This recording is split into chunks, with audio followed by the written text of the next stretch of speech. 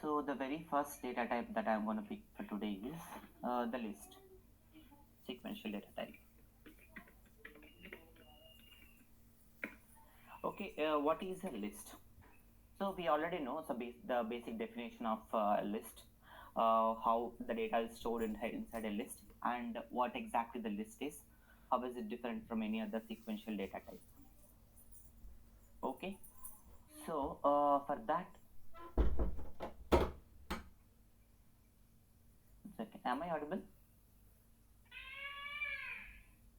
Yes, yes. Okay.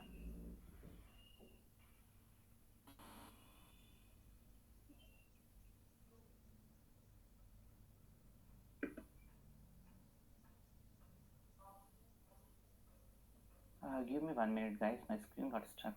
No, no, no.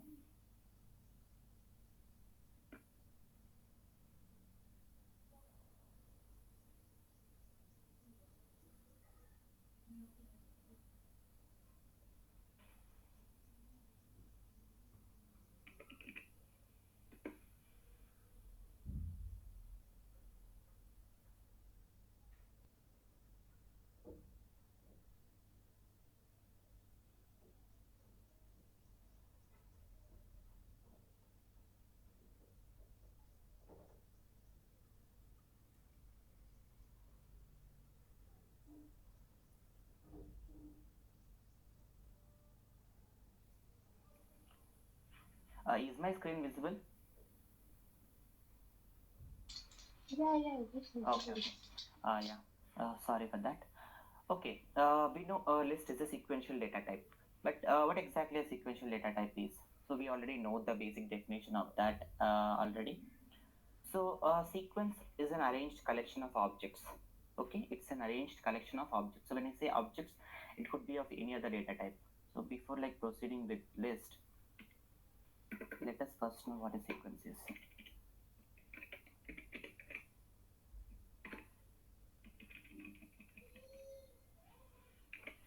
Yeah.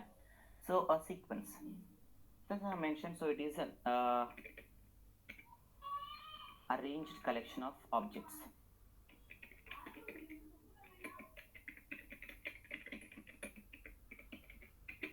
Okay, so objects means any other data type values, so which are like collected in a very arranged format. Okay, so that is okay. So by retrieving, how can we retrieve? Because of that, so they have introduced one of the topic called indexing. So these objects are arranged with some indexes given to them, given to those objects. Indexing is given based upon the order of this particular object that is coming into the sequence. Let's say the object which is coming first will take the index of 0. Object coming next will take the index of 1, and similarly like that. So that is what indexing is. So if you want to like retrieve the data from any of the sequence, yeah, we can use the indexing. But yeah, there is one limitation for this. If you were to like update, okay, we'll see what the limitation is whenever we are doing any update. Okay, and also we know that indexes basically starts from 0 and increments, okay, in forward direction. And there is another speciality of this indexes in Python is Python allows negative indexing. That means you can like retrieve the data from backwards as well. So the negative indexing starts from -1. So these are few things that we need to like know about what the sequence is. Okay, so we know there are like lists, tuples, dictionaries, and sets. Okay, these are all the sequences. But what exactly the difference is? Because every sequence has indexing, and every sequence starts from 0, and every sequential data type has negative indexing allowed. So the only difference is how we store this arranged collection of objects inside this particular sequential data type.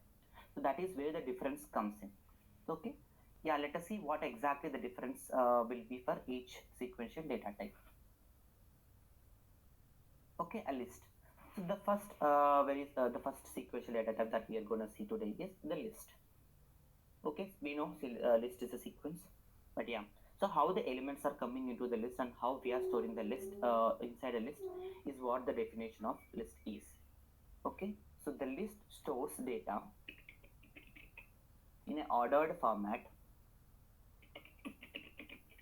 Okay, in an ordered format. That means, so however, whatever the order that we provide to the list, so that is the only order that list will take. Okay, if we give 1 first, it will store 1. If we give 20 second, it will store 20 at the second value. So it is an ordered format. Okay, ordered sequential data type.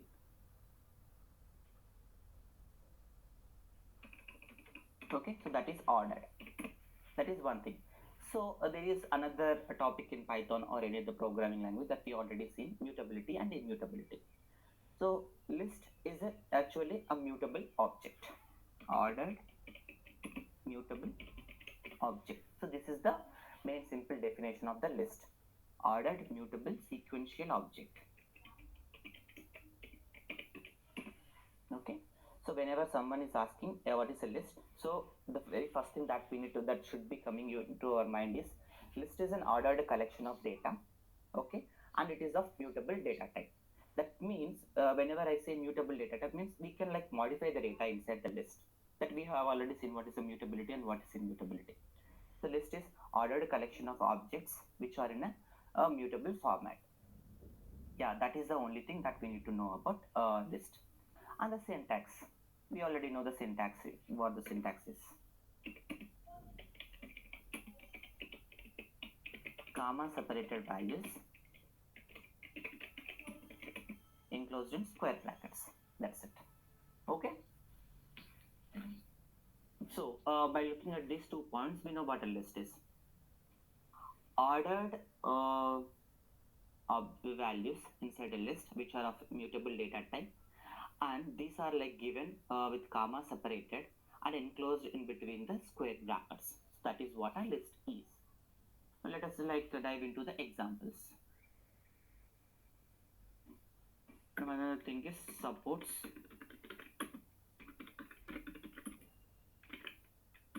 multiple data types. So this example also we have seen what and all the data types that we can give inside a list. So it can take numericals, it can take strings, it can take a list, it can take a set, it can take a dictionary as well. Okay, yeah. Coming to the example. So first let me create one example. So first thing is, if I were to like create an empty set, an empty list, how can I do that? So you can simply do it like this. Okay, so this is how we create an empty list.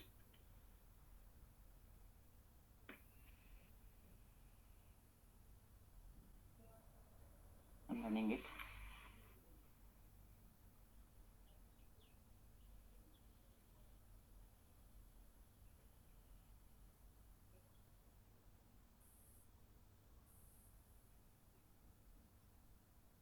Okay, see, whenever I'm trying to print this particular list 1, okay, because since there are no elements inside it, so we got an empty list printed. If you could see the output, so inside in the output as well, so we have got 2 square brackets without any data.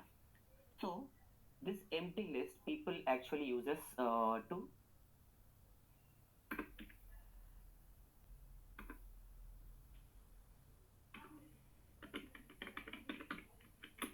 initialize any list.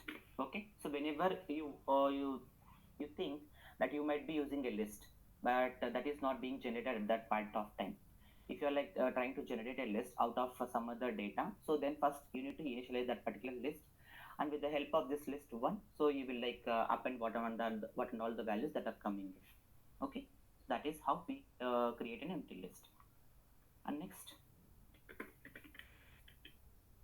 inside a list too, so let me just give a hybrid value for this 12, 23.45 Python, and another list. Okay, yeah.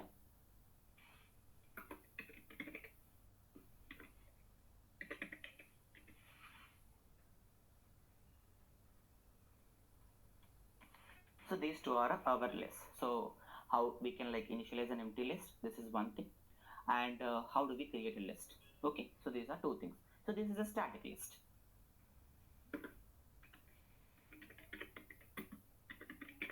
This is a static list. We know what is static list and what is the difference between static and dynamic.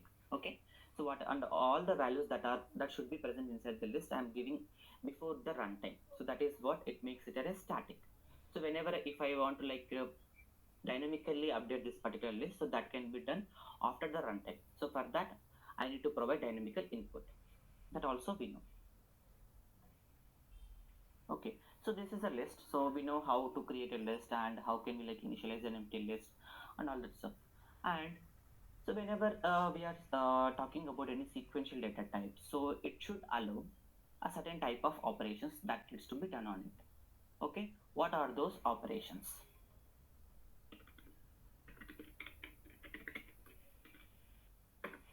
First, so this is not very specific to list, so this is specific to the sequence itself.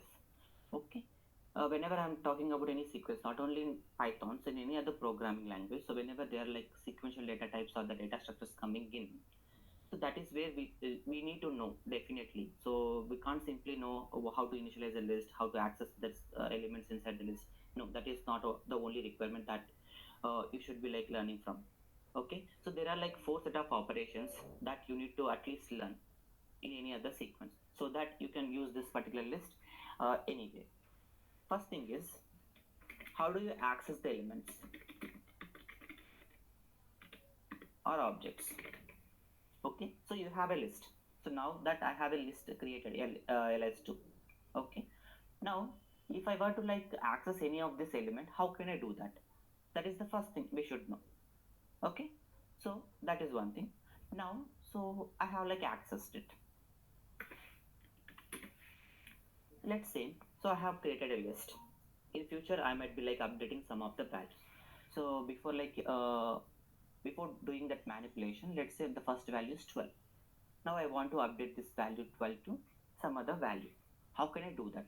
So that is another operation that we need to know. Updation of objects or elements. Okay, how do we update? How do we access is the first thing. How do we update any other value if you were to? And how can we delete or remove?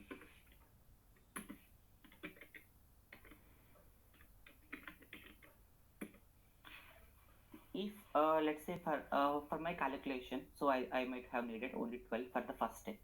Okay, and after that I don't need this 12. So why to waste my memory by storing this particular 12?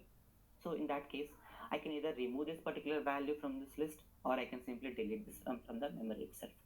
So that is another operation that we need to know. Okay, and the final operation is very important operation, traversal.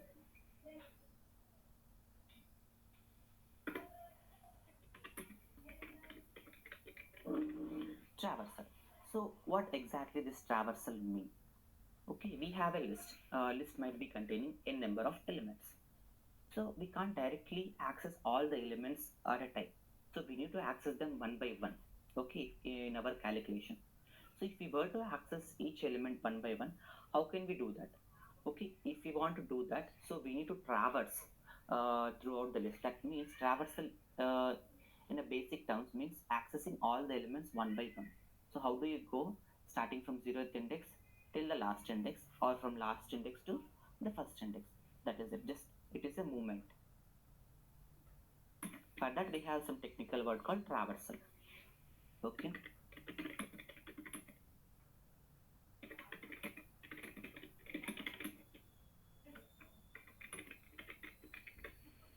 This is what traversal is. So whenever you know how the traversal works, so you can run a loops on this particular list, and you can do some functional iterations or recursions and all other stuff. Okay, that is first thing. That is the another thing, an important thing that we should know whenever we are learning any sequential data type. So how do we traverse it first of all? So accessing, updating, deleting, that's the fine.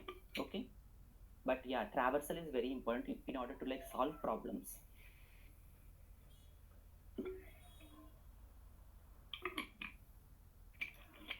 Now, so we know all these operations. Okay, but yeah, with respect to list, how can we achieve all these operations? Let us see. Okay, for the first thing, accessing the elements or objects. So I have mentioned here, So these are enclosed inside this, and we have indexing allowed. So if we know the indexing and it starts from 0 to some n elements, so we can simply access these elements with the help of this indexing operator. So we already seen this in the string as well. So there we call it as slicing operator. Okay, we can call it as slicing operator or indexing operator. So how do we do that? Square brackets inside which we need to pass some index. So this is how we access the values. Let us see.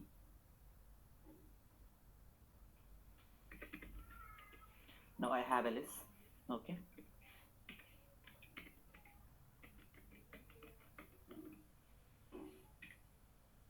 Yeah. Now I have a list containing integers starting from 1 to 9. Now if I want to access element in so and so index, what I can do is I can simply use the list name and open this slicing operator, so to which I can pass any of this index. So if I pass 5, it will print whatever the value that is at the 5th index. So at 5th index we have 6 because indexing starts from 0. We need to remember that every time. Okay, at 0th index we have 1, first index 2, second index 3, third index 4, fourth index 5, and at the 5th index we have 6. So that is why 6 got printed. So this is how we access the elements. So this is one thing, slicing operator. And in strings we also see we have also seen this range slicing, right? So that is also applicable to the list as well, because list is also a sequence and string is also a sequence. Okay, range slicing, to which we know what are all the inputs that we need to pass: way to start, way to stop, and what is the hop size, I mean what is the step size that you want to take. Now, so inside this list, I want to access elements starting from second index until the length of the index. Okay, till the length of the list. Now, how can I do that? LIS, this is the list, my list name, and I have opened this slicing operator. So since now I am doing the range slicing, I need to provide any of these parameters: start, stop, and the step. We know step is optional. The start should be always be provided. So what was the question? So I wanted to like take out values from the second index. 2 is my starting. So when I said till the end of this particular list, so when I said till the end of this list, so that is what the default value for the stop is. So now I don't need to provide that. So if I do it like this, 2 with colon, so it will simply print me elements starting from second index till the last index. So I can explicitly provide them as well.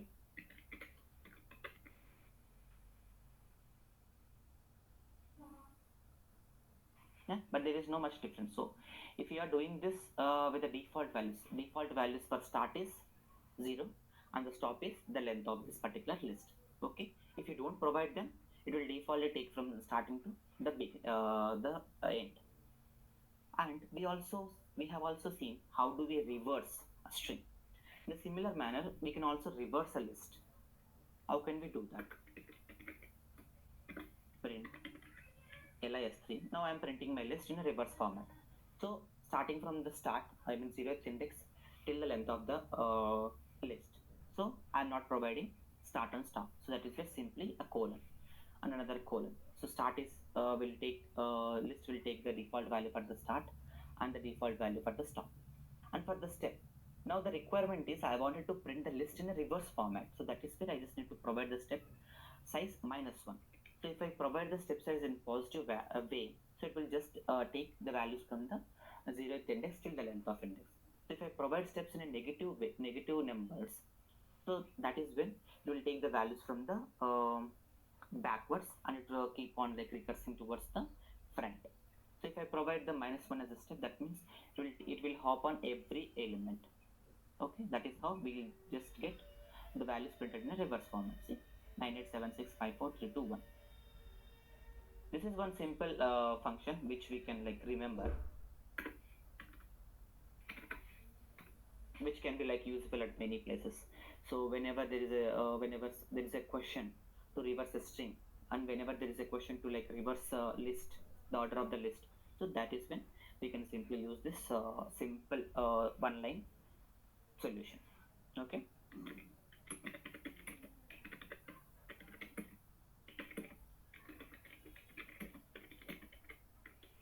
one line solution for reversing the sequence. So these one liners are very much useful to impress our interviewer. Okay, whenever we are dealing with Python. So now we know how to access the elements. Now let us see how do we update. For updating as well, we use the indexing. But yeah, so here at that indexing with the help of the assignment operator. So for the updation of the elements or any other objects, what do we use? Indexing operator along with the assignment operator.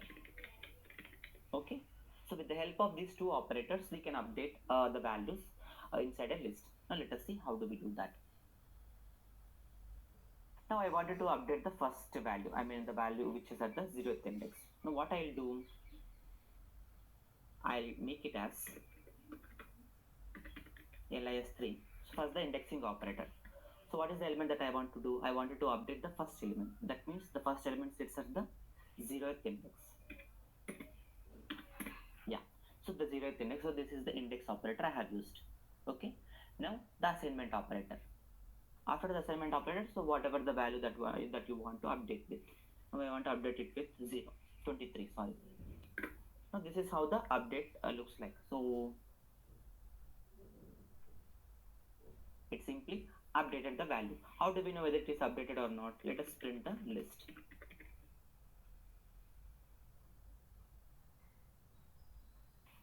See the first value, so previously it was 1.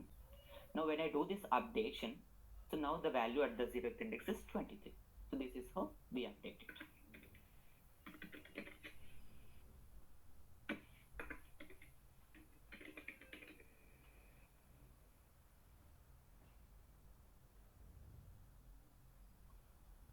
Yeah. So for the updation, so we use indexing operator along with the assignment operator. Now to delete and remove, so what and all we can use? First let me show you the delete function.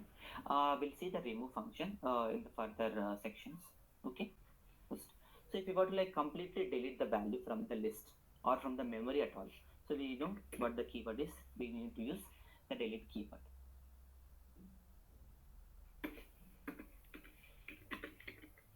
Let us see the delete. Now see, the element at the 0th index is processed and I have updated that value and I have used this value as well. Now I don't really need this particular value. Now what I can do, I can simply delete this particular value. But how can I use that? Delete. Okay, along with the indexing operator. Okay, so everywhere we use the indexing operator, so that is why it is very important. During the updation, during the deletion, and during the traversal as well, we use this indexing operator. Okay, yeah. lis3, what is the value that I want to delete? The value at the 0th index. Now if I did this, there is no error because this is a mutable data type. Okay, yeah, it simply deleted. Now let us see what are all the values that are there inside of our list.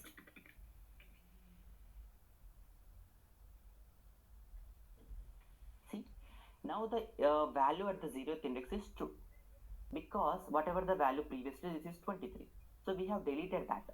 Okay, now you might be wondering, so we have deleted the index 0. No, that is not the way, that is not what we did. We did not delete the index 0. We deleted the value at the 0th index. The value which is at the 0th index is 23. We removed that value. So since this is an iterable, I already mentioned, so since this is an iterable and of a sequential data type, so it can automatically adjust all its value without developer's intervention. So we don't need to do anything. So we simply applied this delete operation on this 0th index. So what this Python compiler does is, it automatically adjusted all these values starting from the 0th index. It simply removed the reference to this and gave the 0th index to this and automatically adjusted all the indexes for all the values. Okay, we don't need to worry.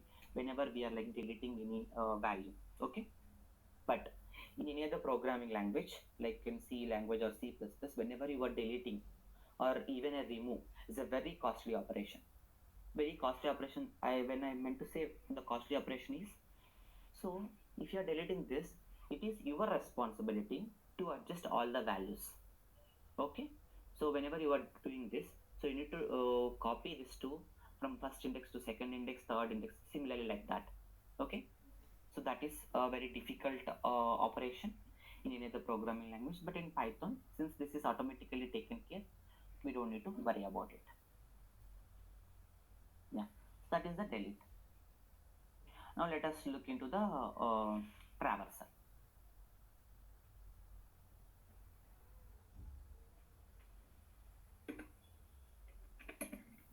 For traversal, we already know there are like two types of traversals that we can do. First is the indexing traversal.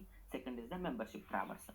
So we know what they are because we have already seen them while going through the for loop and the while. Okay. So for for loop we use the membership operator. For while loop we use the indexing operator. That's it. Just that simple. Okay, so for loop we don't need to track about what is the index that we are currently on, but for while loop we need to track them.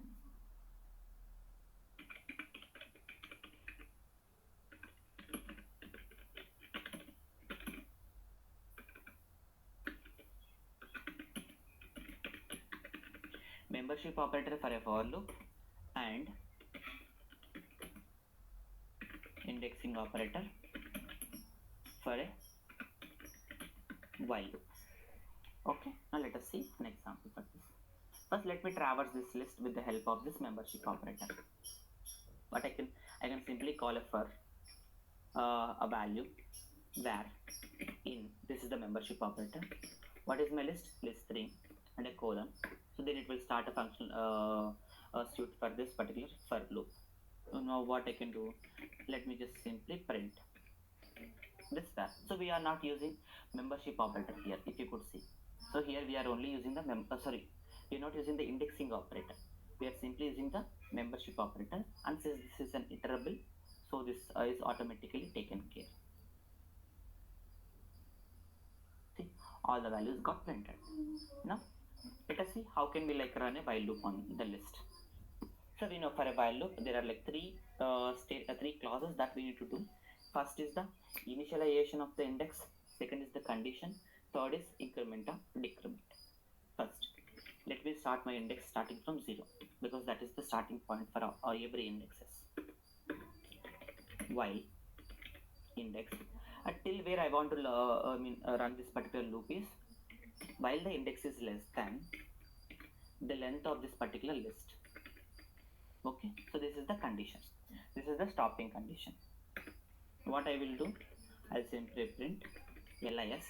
As I have mentioned, for the while loop we are going to use the indexing operator. So here if you want to access this value, so you need to use the indexing operator.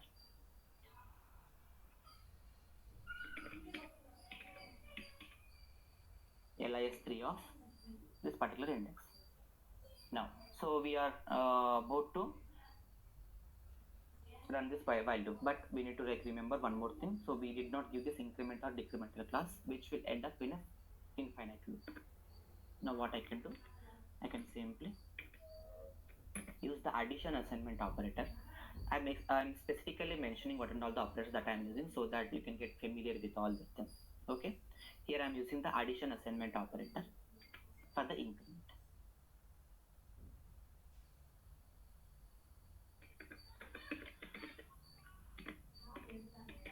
For differentiation, I'm just printing while. Yeah, so these are the values which got printed with the help of this while loop, and these are all printed with the help of a for loop. Okay, so we have like achieved how do we do all these basic operations, like how can we access, how can we update, how can we delete or remove, how can we traverse. Okay, so the 4 operations we'll see for every other sequential data type. Okay, let me know if you have any doubts on these operations, otherwise I can move to the inbuilt functions.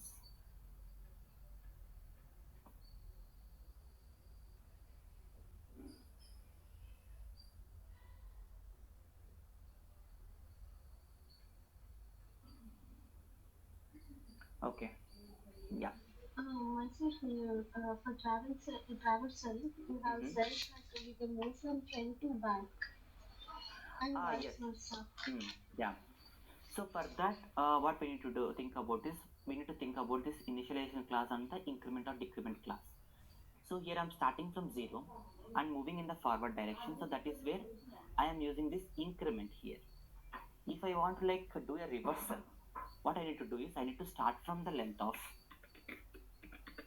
this particular list 3. Okay. So since this is an index, okay, the last element will be stored at length minus 1. And so I need to give this changes condition as well. Since we are starting from the end point, we need to move backward. That means we need to move till the index is 0, while index is greater than or equal to 0. And since we are moving in the backward direction, we need to give subtraction assignment. Okay. Yeah, like this is with the while loop, but for loop we cannot do that. Okay, we cannot simply achieve this just by changing these values. So if you were to do a reverse thing on this, first you need to reverse this particular list and then use a for loop on top of that. Okay. Yeah. Now before like moving into this functions, let me introduce two more operations. These are simple operations only, which we already see. Concatenation operation. First one is the concatenation, second one is the repetition.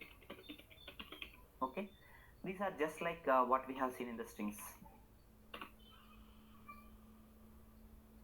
There is nothing much here. So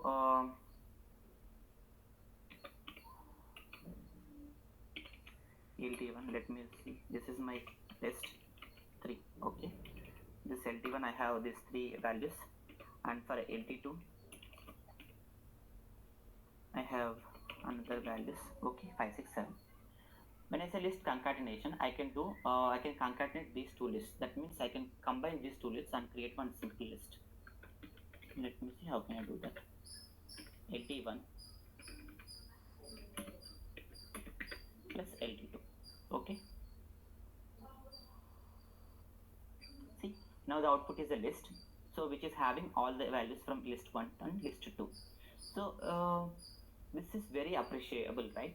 So we are using the addition operator, which is acting like which is doing very complicated stuff for us in a very simple format. So if you were to do the same thing, we need to run a loop. Let me show you one simple code. How can we do this in any other programming language? Okay, first I need to initialize one empty list. Okay, and then I need to run for loop.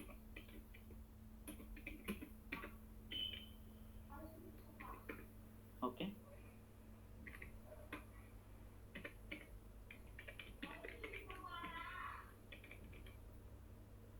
I need to append every value of from this list 1. So once this is done, I need to do the same stuff for L2.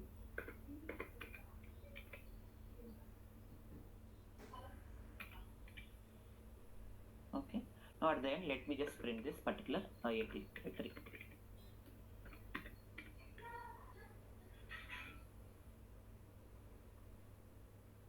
See, the LT3 is very much similar to what we did here, what we achieved with the help of this concatenation operator. But in the concatenation operator, we did not do anything. We simply used the concatenation operator. But if you were to do the same thing in another programming language, so these are the steps. Okay, you might be wondering, so this many complicated things. So Python has like combined that in a very graceful manner. We can simply use a concatenation operator. That's it. Okay. Yeah. So this is how we traditionally do in any other programming language. We cannot simply use an addition operator for list. So that is why Python is very, I would say, very simple and easy to learn. Okay. Yeah. So this is the concatenation. And if you want to like repeat the same values inside a list, let's say I want to create a list, a dummy list. Okay. I want to create a list which has like 100 values, but all the 100 values are zeros. there can be such a kind of requirements. You will be like appreciating this whenever you solve such a kind of problems. Okay, so now I am initializing a list. Okay, which should have 100 zero values. At that time, if you were to do the same thing, I need to run a for loop again. Let me show it in a traditional way. Okay, so now what I want to do, I want to have 100 zeros inside this list 4. I need to run a for loop range of 100 times. I'm running this for loop for 100 times, and for LT4 I'm appending 0 every time.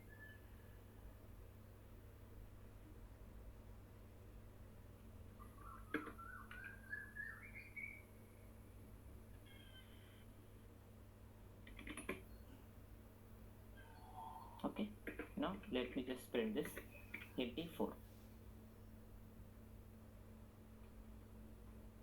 See, now I have this LT4 initialized with all the 100 values. Now I don't want to run this for loop. Okay, because this looks very weird for me, because the for loops are not very efficient for loops that we can use. This for loops whatever times that we want to use. But simply what I can do is, I can simply say LT5 is equal to, let me have 10 value inside this.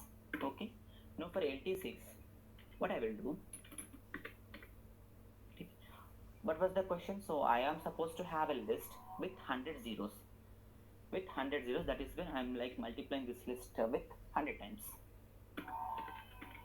Now let me just print LT6. See, we achieve the same thing without the help of the for loop. Okay, so this concatenation operation and repetition operation can be very much helpful. Okay, if you want to do some one-liners. So here, instead of all these steps, you can simply do this LT1 plus LT2.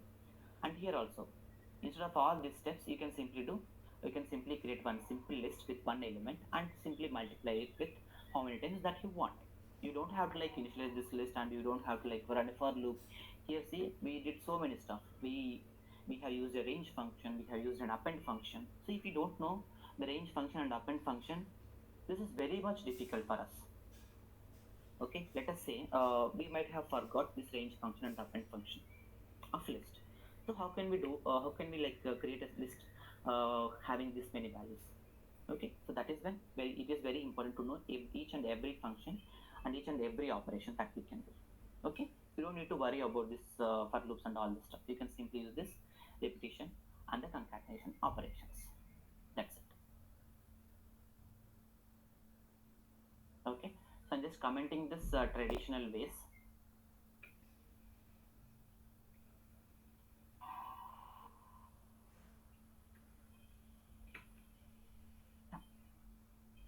Okay, now this concatenation operation, the repetition operation are done. Now let us go to the basic functions that are available for any sequential data types. Okay, first,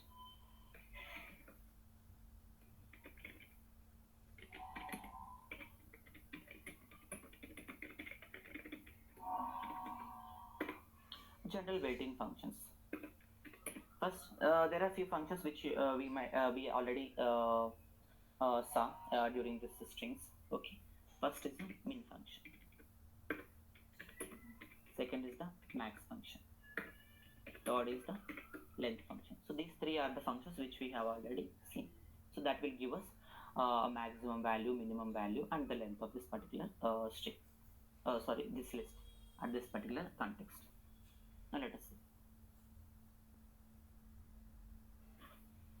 Now I have my list. Okay, inside this I have okay this many values. Now what I want to do, I want to find the list length of this particular list, means number of elements. That's it.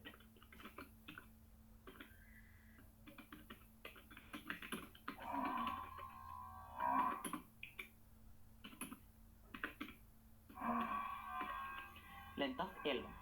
I can simply use this length function by passing this particular list as input. See, now it is telling my list has 7 elements. Let us 1, 2, 3, 4, 5, 6, 7. It has 7 elements only. Now, so I have this list. So if I want to find the maximum value inside this list, It can be string, it can be any other stuff. It will give me.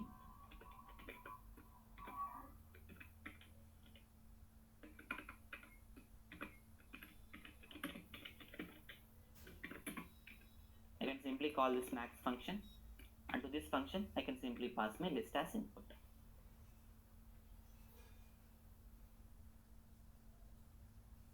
See, the maximum value is the 54. Now let me simply before like modifying that, let me also call this min function on this.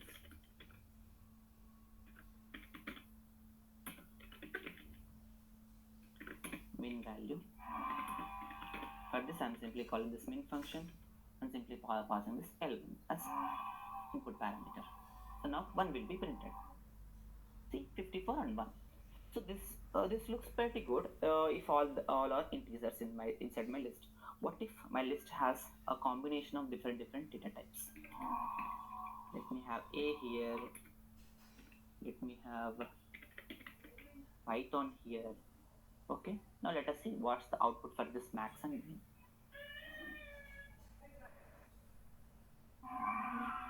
It's an error because this max and min function has a limitation for the list. Okay. So this is not a limitation for the data type itself. This is a limitation from the function. Okay. I don't want you to like confuse. So inside a list we can have multiple data types, but okay, this min function and max function does not allow such a kind of hybrid data. Okay, whenever you are calling this min function, max function, be very sure that inside your list or any other sequential data type, it has a same kind of data. Okay. Yeah.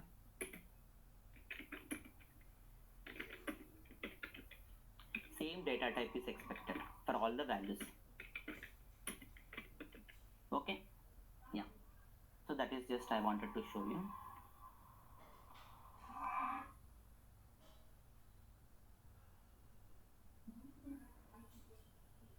Okay, that's fine. Let me keep it as it is. Okay, even the minimum function will also show the same error. Let me just comment the max and show it to you. The minimum also show the same error. See? Type error. Because this minimum and maximum, it is simple checkers, that's it, comparison operator that they are doing. So whenever there is a string and in doing, so Python cannot like do such a kind of comparison. It is not really, it can do, basically it can do, but that is not a real comparison. A real comparison is if you were to like compare integer with integer, then that is a proper comparison. So if you are trying to compare an integer with a string, what are you really trying to achieve over there? Okay, whenever I am telling which one is larger, 54 or Python, it doesn't really make sense. That is why there is a restriction on top of this, such that this particular function will generate a reasonable value. Okay, so now if this particular min function and max function allowed different kind of data types, okay, I know Python will be the largest value, maximum value. So if I simply written Python, so what does it really add a value to my function? Okay, what can I do with this Python? Really? So it does not have any sense. So whenever you are like comparing only integers, that does make sense. Whenever you are comparing with only strings, that does also make sense. But comparing integers with strings, that doesn't really make any sense. That is why it has some restrictions on top of it. Okay, yeah. You need to be like sure whenever you are calling this function, just to be sure that inside your sequential data type, you don't have hybrid data types. Okay. Yeah, but length function is not like that. So it doesn't really care about the data type. It simply cares about how many elements or how many objects that are there inside my list. That's it. Okay. So that these are the list and length, max, and min functions. Okay. Now again, let me just comment this. I want to reuse the same function. Sorry, I want to reuse the same list. So whenever you are like practicing with the help of this whenever you are practicing with the help of these things, okay, try to remember so why I have commented this, and also just make some, this is over there. Okay, what will happen if I do this, what will happen if I don't do this, such a kind of comparisons. Okay, Now my list has all values which are like of numerical data type. Now I did all this length, min functions and max functions. Now there is another function. So before that, I just wanted to show you what is the traditional way that we do. Okay. Now I have these values. I wanted to find sum of all the values inside this list. How can I do that? The traditional way is first you will initialize some variable with zero values and you will run a for loop.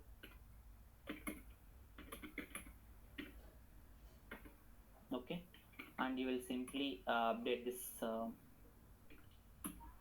sum with what is the value coming from this list, and at the end we will simply print this sum. That's it. Okay, so this is how we find the sum. We usually find sum of all the values from a list. Okay, this is the traditional way. But what Python did is, so it has moved all this thing into a function and make it as a sum function. So okay, you don't need to like write a for loop and you don't need to initialize any value for this. So you can simply call the sum function. That's it. Okay, let us see.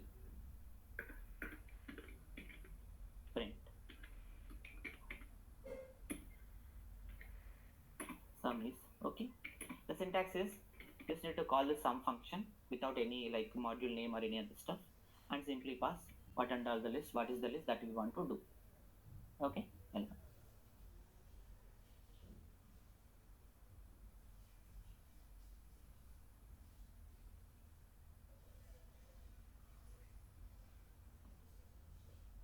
One second.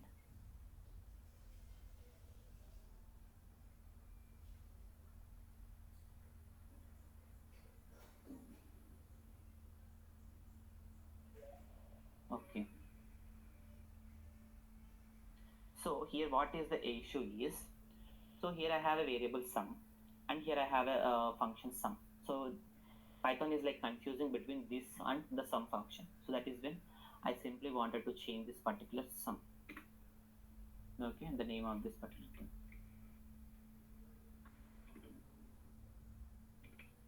Okay.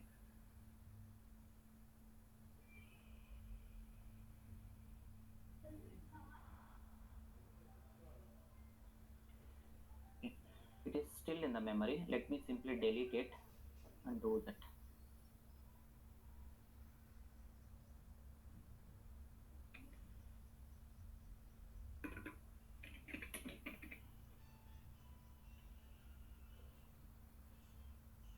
Okay.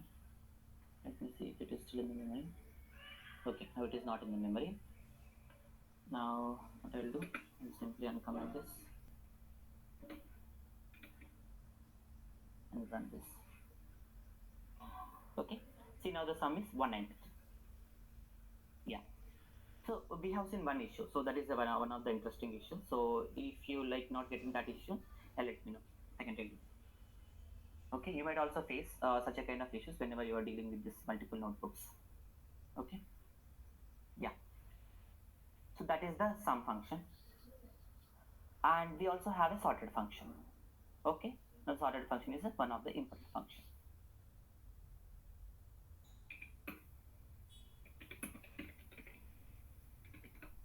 Sorted function. So this is not a simple function. Okay, it does take few values as inputs. Okay, there are a few keyword arguments to this. Let us see what are all the keyword arguments and what exactly it can take input from.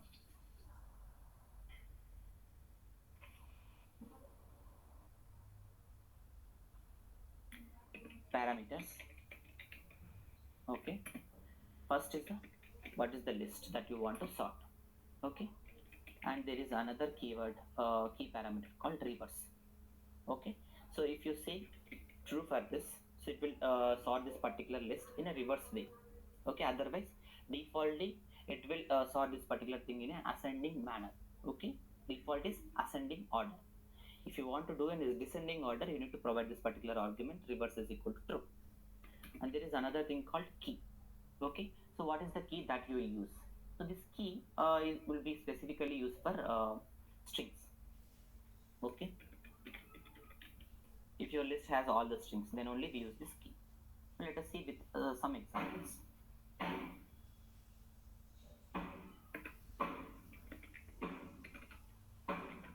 Print. First, I don't pass any value for this reverse, and I don't even pass any value for the key. Okay, that is when I am just printing ascending order. Sorted, just calling this function sorted. So this, what I mentioned, so first value is the list. So list is a mandatory argument that we need to pass. So if I run this, let us see what the output is. First, see, the output is a list, so which is sorted in a ascending order, because we did not tell the Python that I just need a descending order for this particular list. So now what I will do, I'll try to sort this particular list in a descending order.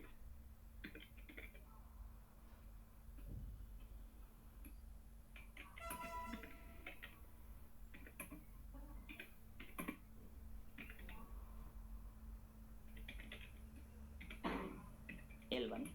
So in order to tell Python, since I mentioned this is a keyword argument, so it will make sense whenever we are dealing with the functions. Okay, just for just be with me.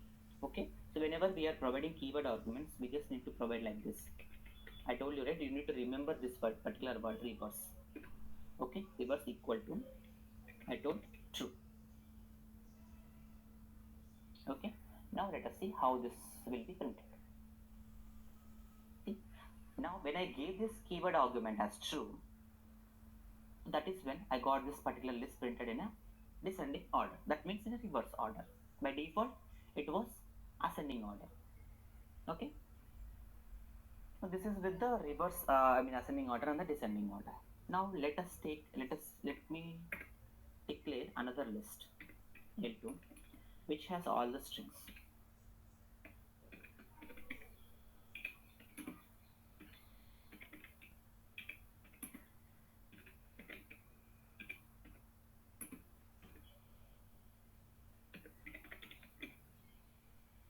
My name is Python. Now I want to sort this particular thing. Let me do it. First of all, let me simply sort it. We'll see what the issue is. What really the issue is with the strings whenever we are sorting. We'll see that first. And we'll see what is the use of this keyword argument key. Sort L2.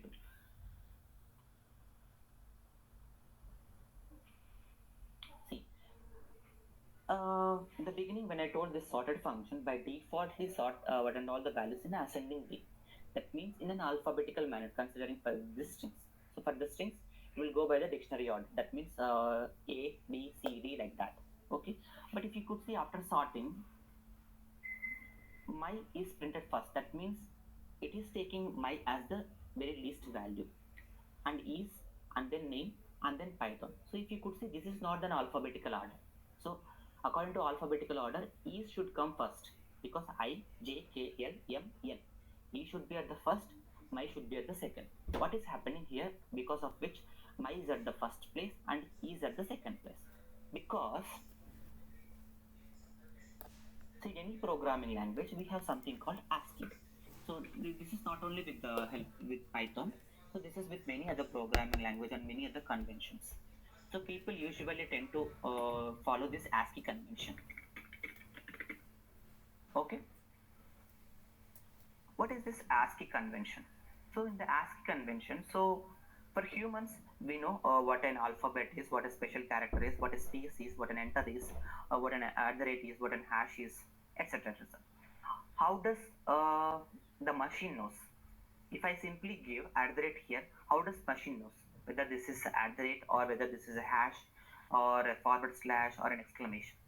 So for that, each and every programming language uses the same standard convention, which is the ASCII convention. So inside this ASCII convention, what people do is, so they create some ordinal values. Ordinal values, in simple terms, it is an integer. Okay, this is an integer or an ordinal value which is given to all the characters and all the digits. Okay, yeah.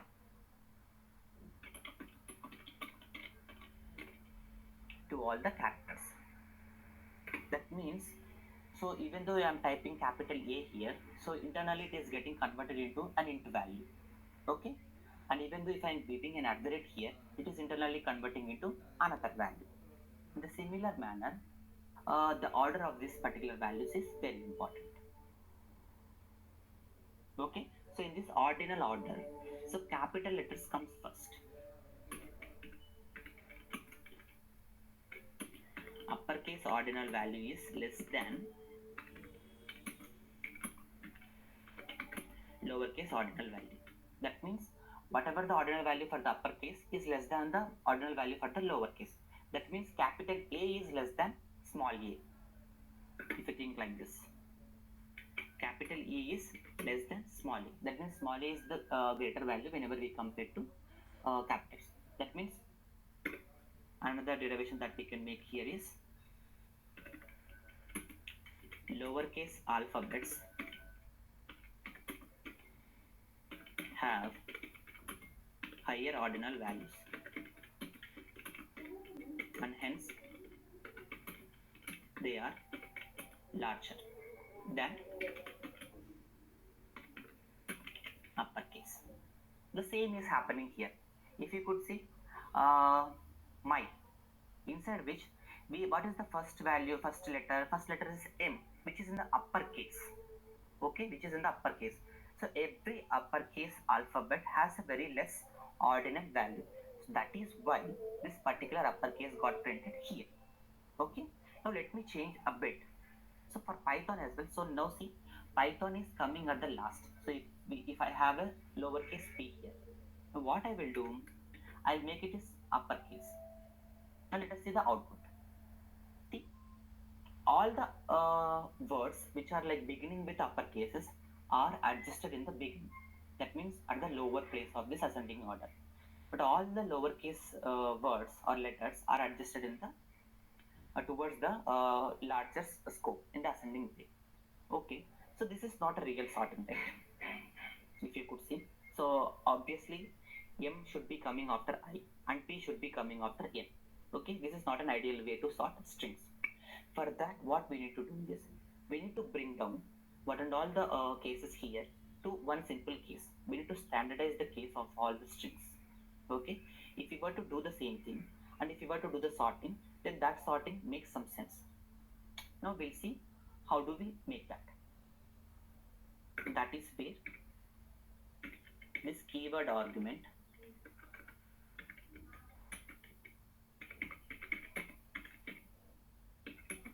key is coming into picture. Okay, so this keyword argument, whenever we tell the key this particular sorted function, just take what is the key that I passed to you, sort the things based upon this after converting the values to this particular key. Okay, now what I will do, I'm calling the sorted function, okay, to which I am passing this list L2, and now what I will do, I'll pass this key parameter, okay, to which I told you it should be some kind of a conversion. Okay, what conversion I wanted to use? I wanted to use the conversion lower. First, I wanted to convert all the things into lowercase and then do the sort. For that, str dot lower. I can simply use this function str dot lower. That's it. Now let us see how this will be sorted. Now see, is coming here, my is coming here, N is coming here, P is coming here, because this is the alphabetical order, right? I, J, K, L, M, and then N, O, P. This is the real sorting. Before that, this is not a real sorting. We just sorted based upon the ordinal values. Okay, here we are sorting with the help of this keyword and sorting them in the dictionary format. Okay, that is when this key is useful. And if you were to do the descending order, we can also use that. You can simply pass reverse is equal to true. Okay, previously E is my name Python. Now it will be Python name my is. Okay, like that. This is the sorted function. Yeah, so these are some basic functions. Let me see. Oh yeah, these are some basic functions. Okay, other than this there are like two simple functions, so I'm just like letting you know, but there is no much use of this any function and all functions. So this basically checks.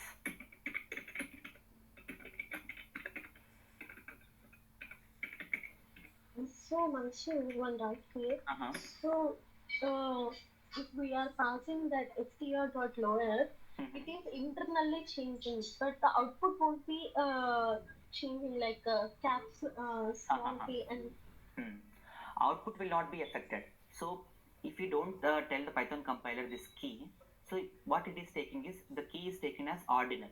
So based upon this okay. ordinal key, it is internally converting. Okay, though it is internally converting all these characters into numbers, but whenever we are doing this print, it is obviously what we have given. In a similar manner, so whenever we are telling this key is str.lower, it internally converts all these characters into lower keys and do the sorting. And whenever it is representing to us, it will represent in the previous map only.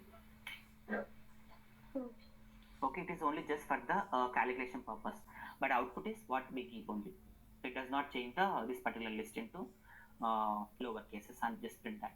So if you could see the output, it is still capital P here, it is still capital M here. Okay, even though we have given key as str.lower.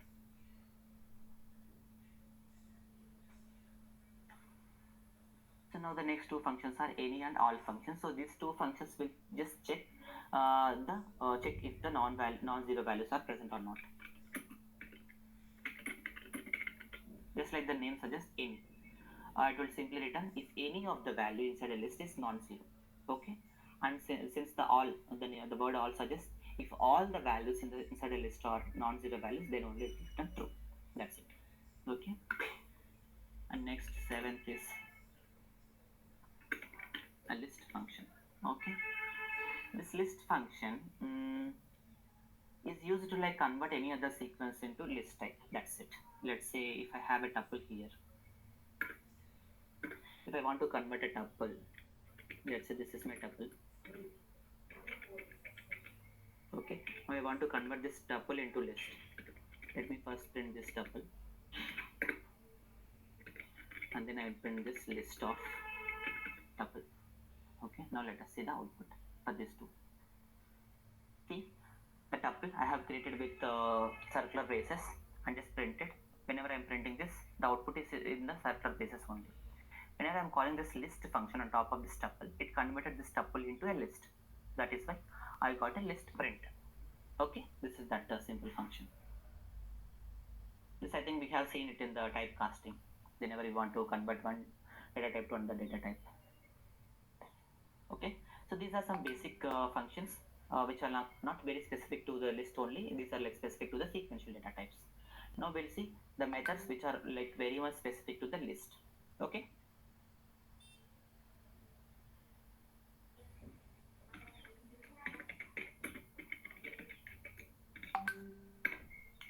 Now the list methods.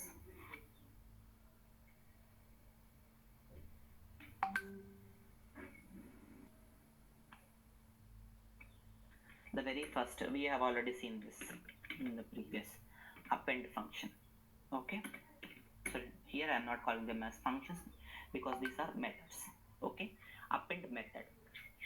What append method looks like? So append method needs to be called upon our list. Okay, let us see, this is our list dot append.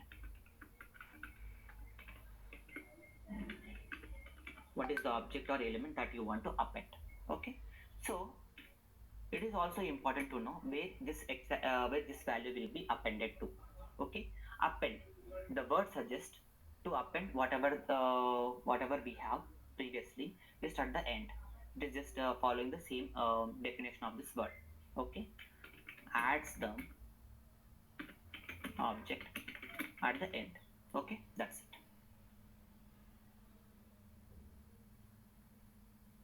Let me take a code block. So L2, so far we have L2s. Now let me declare one list L3. Which one, two, three? Now I have three values inside this list. Now I want to add another value to this list. How can I do that? L3 dot append. That's it. L3 dot append what is the value that you want to append? I want to append 4. So after appending 4, let us see how the list is and where this particular 4 is appended. So if you could see, this 4 is appended at the end. So whenever you use this append function, so it will always append the values at the end of this particular list only. Okay, it does not go in between any values. It is not like 1 4 2 3 and 1 2 4 3 or 4 1 2 3 like that. It always appends at the end of this particular list. Okay, so that is the append function. And next is our frequency method. Okay, that is the operation. Okay, to achieve that we use this count method. Okay, this count method tells us just very similar to the string only. So whatever we pass to this count function, it will simply count how many times that has appeared inside this list and simply output the frequency of that particular value. Frequency of the object in the list. That's it. Now let me add few more values. Okay, L3 dot append 2, and again I'll say L3 dot append 2. Let me print L3. Okay, now let us see what is my L3 at the end of all these appends. 1 2 3 4 2 2. Now let us see how many times 2 got repeated inside this particular list. Print. Okay, L3 dot count of, what do I want to? I want to count 2. Let us see the output for this. See 3, because 2 got repeated 3 times inside this list. So that is the count function. And next is an extension function.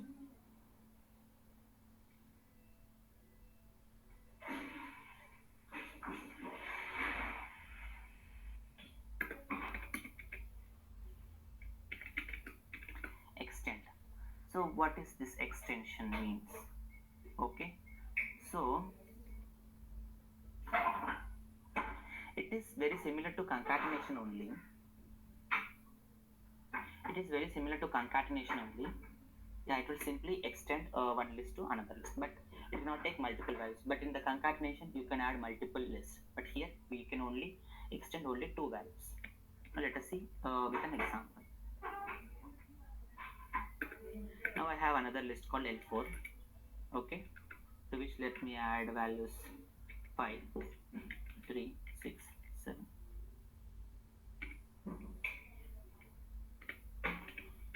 Okay, now what I will do, I'll extend L3 with respect to L4. Print L3 dot extend L4. See what is the output, what is the return type of this extend. Now let us see, let us print this first.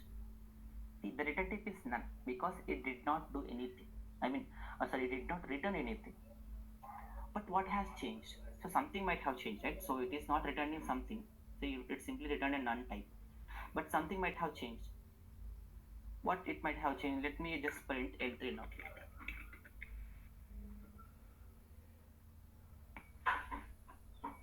See, now L3 is, previously L3 is till here. Now L3 is 7635. Okay, now let us see what this really did. So what are all the things that we have learned here? Doesn't return anything. This is the first thing. Okay, return type is none. To be technical, return type is none. That's it. Okay, and one more thing, what we did is the main list.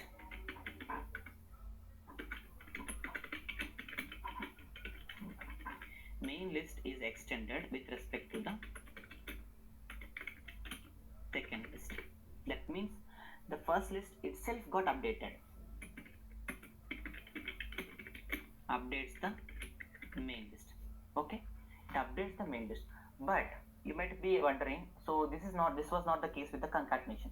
Concatenation, it creates a new list. Okay, it does not affect any of the list inside the concatenation operator. It creates a new list out of all the less. But here what it is doing, it is updating the main list, adding all the values coming from the second list. Okay, so these are the three things that we need to remember.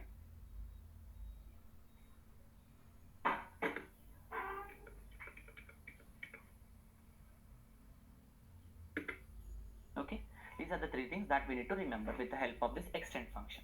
Okay, extend function updates our first list. Okay, it does not return anything.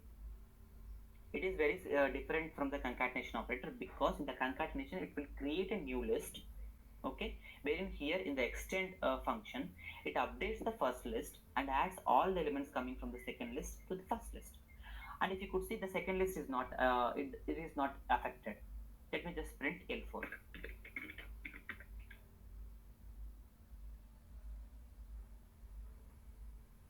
See, L4 is not affected, only L3 is affected, because extend function is called upon L3. That is why L3 is updated, wherein L4 is not updated or modified.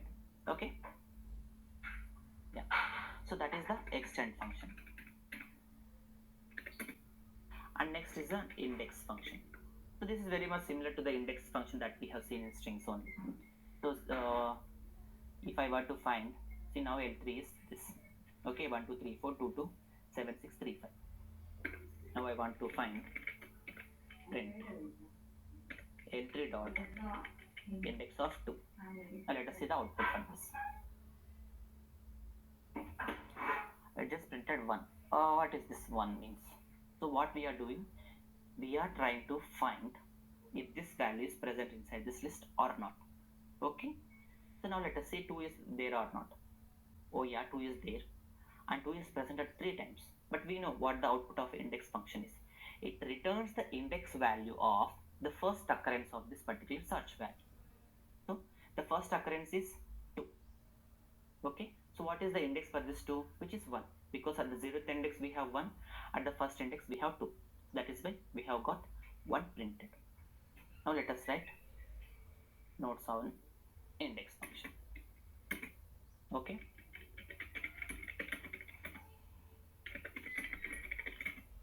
searches for the value in the list. Okay, searches for the value in the list. That is the first thing it is doing. And what is the return type? Returns the index of the first occurrence. Okay, returns the index of the first occurrence. That is one thing.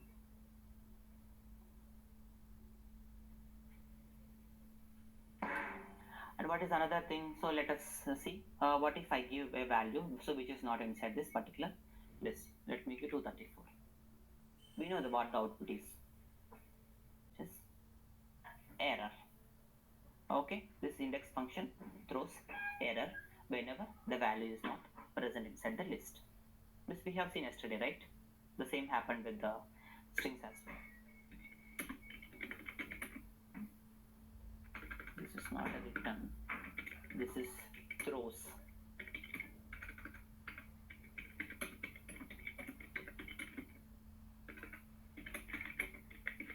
If the value is not found, so that is the index function. Okay, now let us see another function.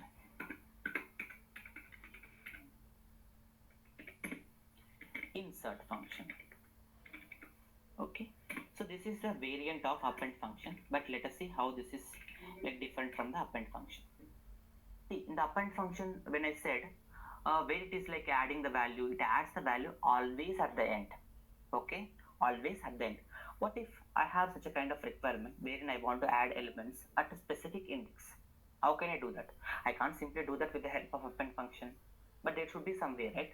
So that is what insert function does. Okay, so if you want to like insert a value at some index, then you can use the insert function. Okay,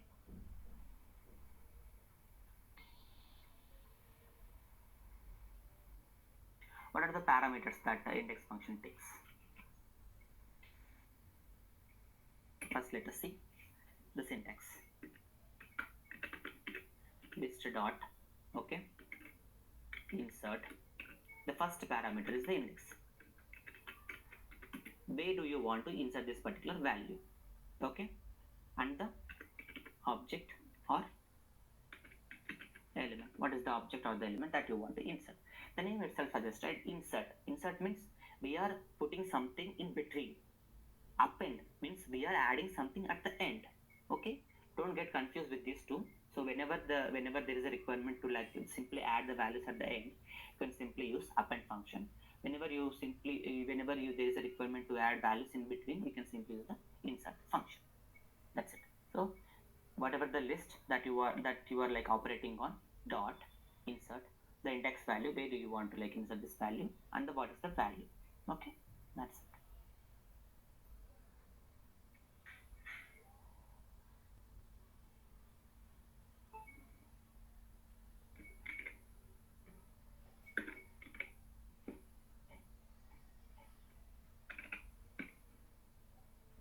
Okay, this throws error. Now let us see insert function.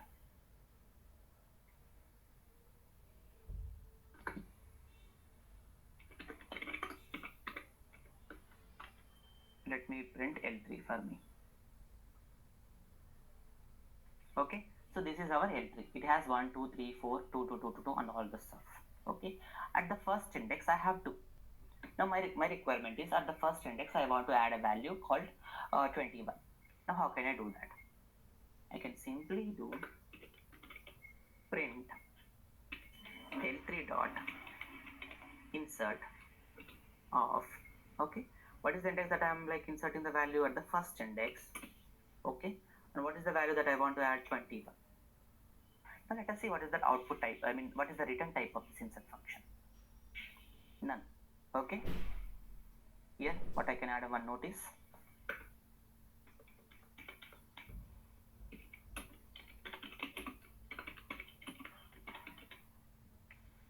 But what internally it did is it modified L3. Now let us see the L3.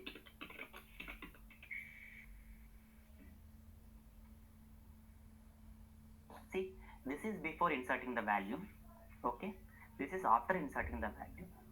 So this insert operation is again this insert function is again a very beautiful and very useful function in Python. If you were to do the same thing in another programming language, that is a very costly operation. Okay, see, on top level it looks very simple, just adding 20 to 21 at this particular index.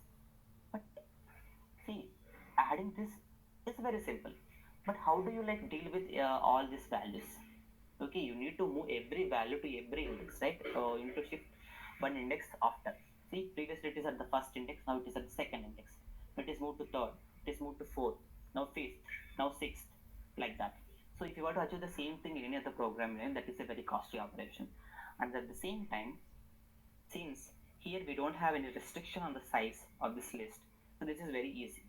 And then if you go to C or C++, so there is a restriction on the size of this particular list. So that is where it is very difficult to do such a kind of operations. Okay, so that is the insert operation.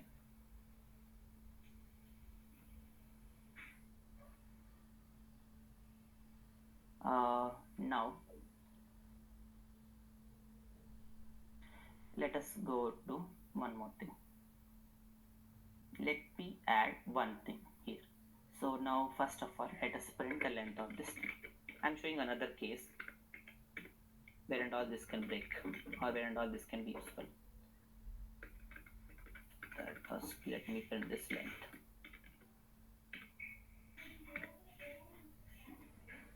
What is the size of this list? It has 11 elements, that means the last index is 10. What if I insert a value, so at an index which is not even present here? The index 20, let's say the index 20 is not at all there. If I do such a kind of operation here, let us see what will it result. Excuse me. At the 20th index, I want to add value 21.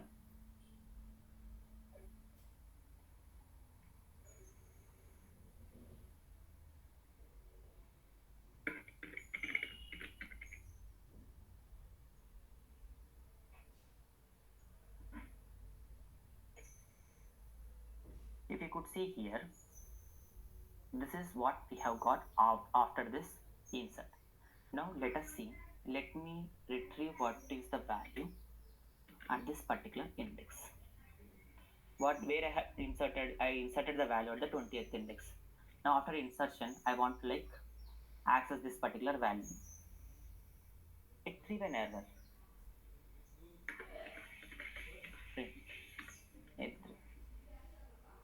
So this might look very tricky. So that is why I'm like specifically mentioning this particular case. T. Previously, the size of this list is 10. Okay, that means there are indexes till 9. And when we are doing insert at the first index, this particular value, because this one index is already available in this particular range, 0 to 9 we have 1. That is why it gracefully inserted that particular value. And when we print this L3, so at the first index we have got this value updated to 21. Okay, now what I'm doing, I'm inserting this value at the index 20, which is like out of this range. What is the current range? 0 to 10 is the correct index range for me.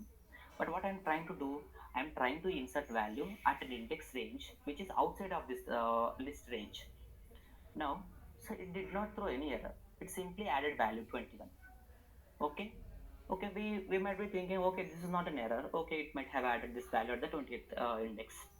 Now, instead of like looking at the list, you simply do this operation, because what you previously did at the 20th index, add this. Okay, now you are trying to retrieve the same value. Whenever you are trying to retrieve the same value, what it is showing, list index out of range. Why is this happening? So what is this insert function really doing? Why did it not throw any error whenever I am giving this out of index range? Because this index function is a bit of intelligent function. Okay, what it does is,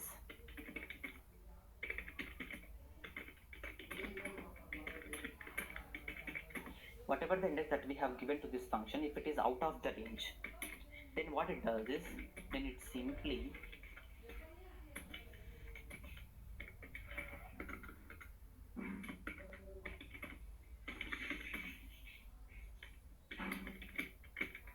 at the end of the list.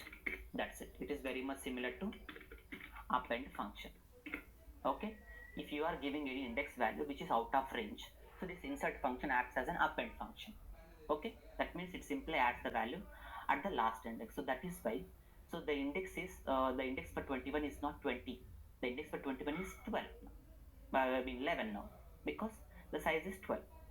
Okay, so that is why whenever we are trying to retrieve this, we got an error, because insert function acts very intelligently.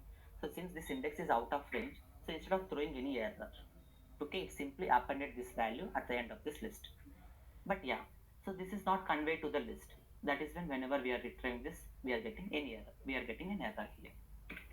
Okay, just be mindful about this. So whenever you are giving any value to this, so it is not always the same case. Whenever this is an out of range things, you should always be thinking about that. So that is the index function. Sorry, insert function. Now let us go to the remove function now. So in the operators, I mentioned this already, right? So we'll just see the delete then, and now we'll see the remove.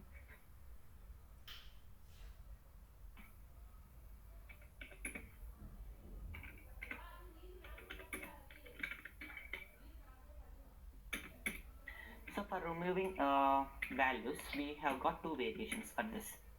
Okay, the very first thing is,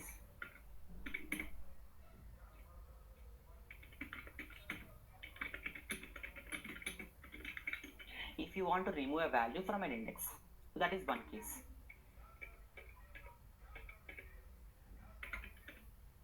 The second case is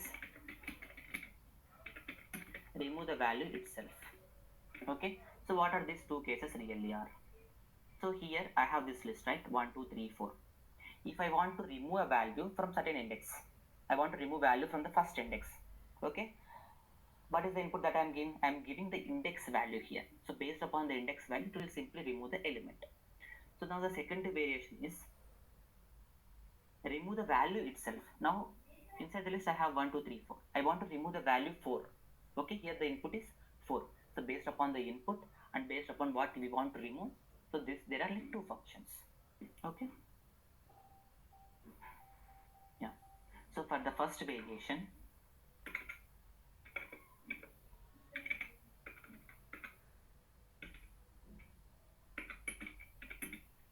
we have pop function.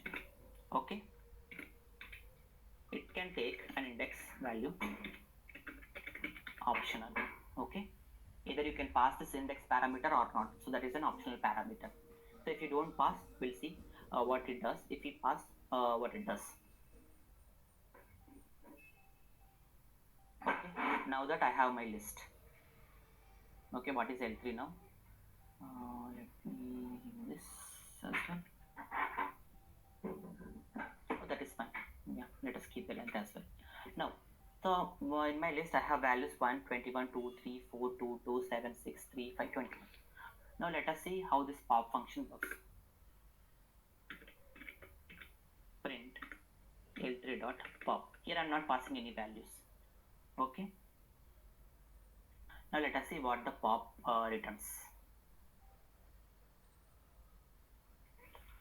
And before also let us print the list after doing this pop operation. Okay, so last two lines are corresponding to this pop. Okay, so before performing this pop operation, so this is our list.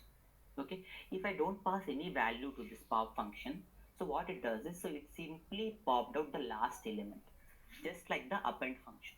So if you don't provide any input to this pop function, it will simply go and pop that very last element. That means, what is the last element here? 21. It removed this value and just return that value. So the pop function returns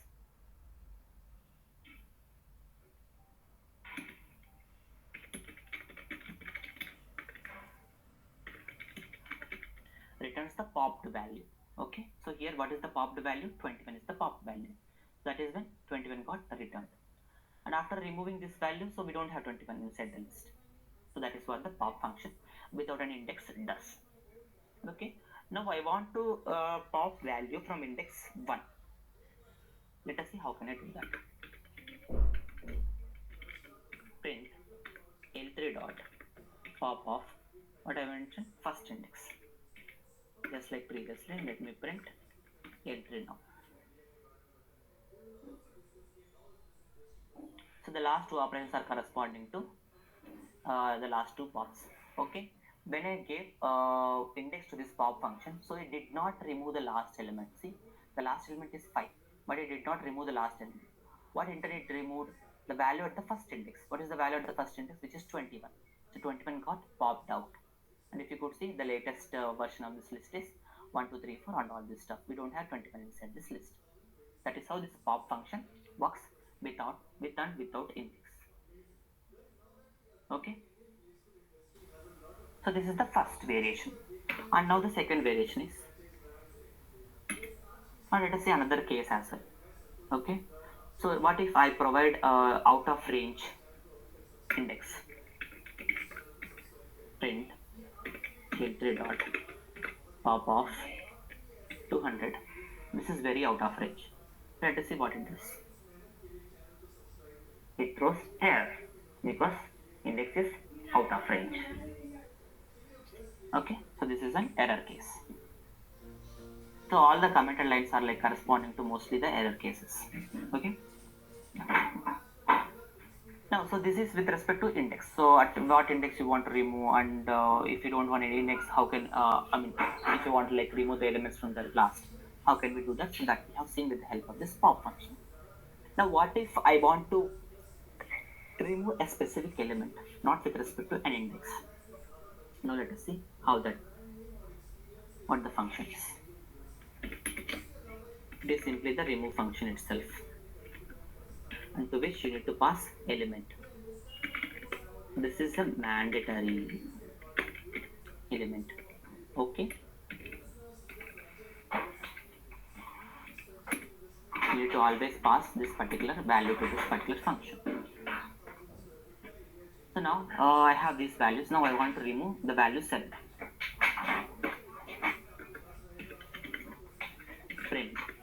L3 dot remove 7. Now I am not passing the index. Don't confuse here. This is not an index. This is an element or object. Now I want to remove 7. It removes 7, but the return type is none. Okay, because it doesn't make any sense. If we are telling remove 7 and if again return 7, it doesn't really make any sense, right? That is why the return type for the remove function is returns none. Okay, now let us see what is the list after this remove function. Now our list does not have 7. Okay, now another case. See, here in our list I have multiple 2's. Now what if I call this remove function on this 2? Print L3 dot remove 2. Now I am trying to remove a value 2 which is present at multiple times. Now let us see what happened. Here I am printing this L3 as well after this. Okay, yeah. So previously it was like this 1 2 3 4 2 2 6 3 5. Now when I do remove 2, so what happened? It removed only 1 2, which is the first occurrence. That is another note that we need to make here.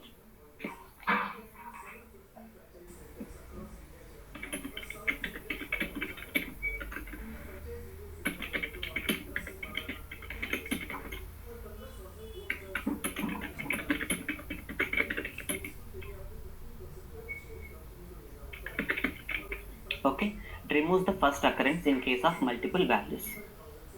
That is one note. And let us give a value which is not inside this particular list.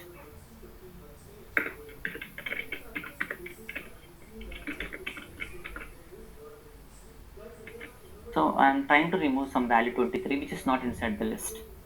Let us see what it does.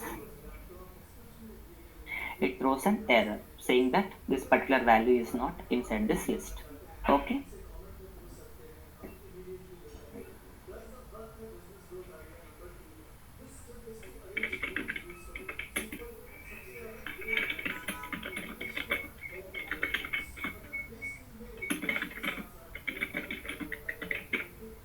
It throws error if the value is not in the list. Okay. So these are the two flavors of this remove function. One is the pop and another one is remove. Okay. Let me comment this out. Now the next function is a reverse function. Okay.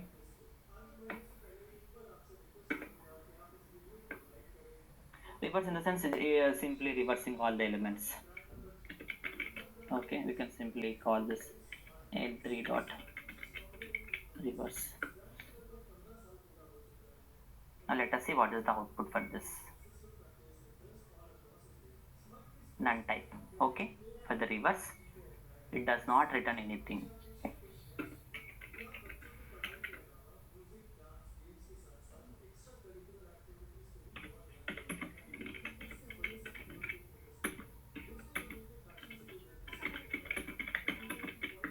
It returns none type.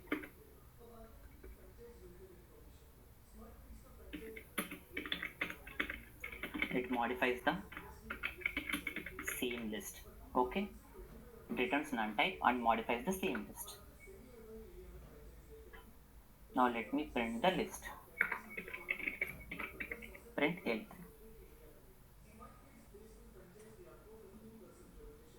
See, so previously 1352265, now it is 536222431. It is in the reverse format. And similar to that, we have a sort function as well here, just like the sorted.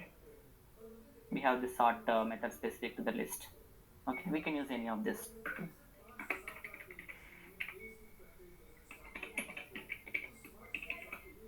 Sort function.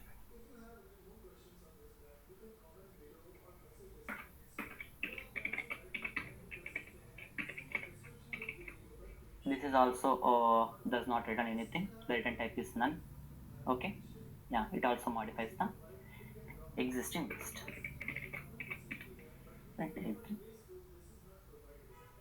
Okay, see, it simply sorted this out in the ascending order. These are the default ascending order for the sort.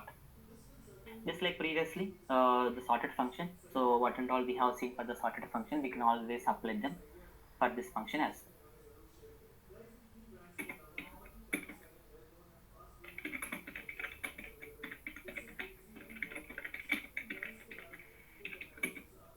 Can be used similar to the sorted function. Okay. Yeah.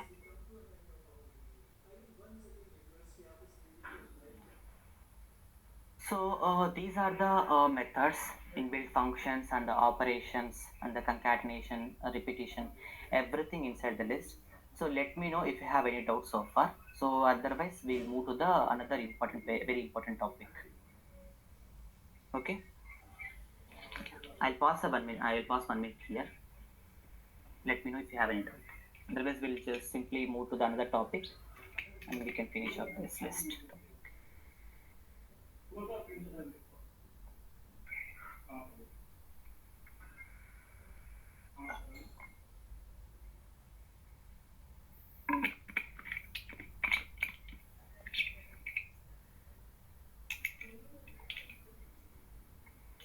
Okay.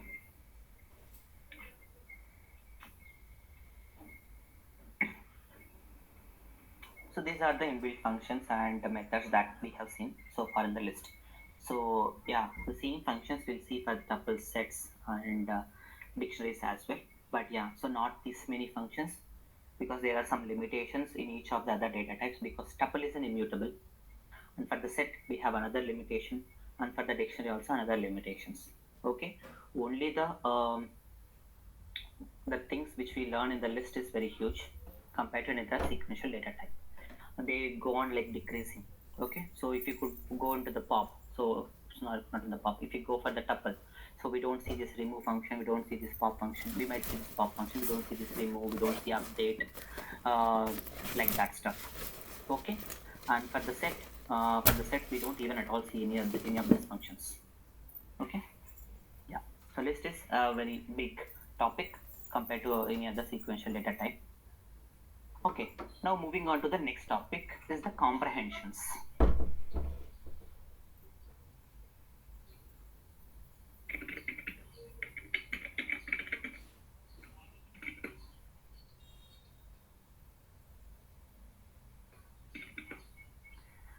What is a comprehension? So what is that? What is it is useful in Python? Okay, so this is a very new topic in Python, I would say. Okay, this is not uh, a feature available in another programming language, so this is only available in Python. Okay, so this is a very beautiful way of doing some things, and it can grab attention from interviewers, or it can grab attention from few other colleagues or peers. Okay, yeah. So what is this comprehension? What exactly it does? Let us see.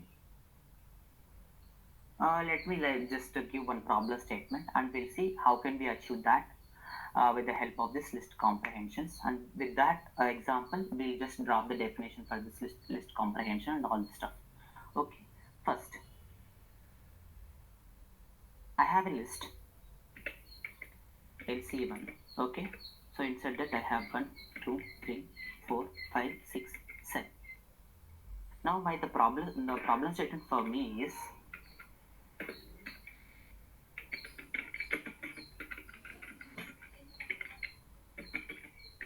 create a list with the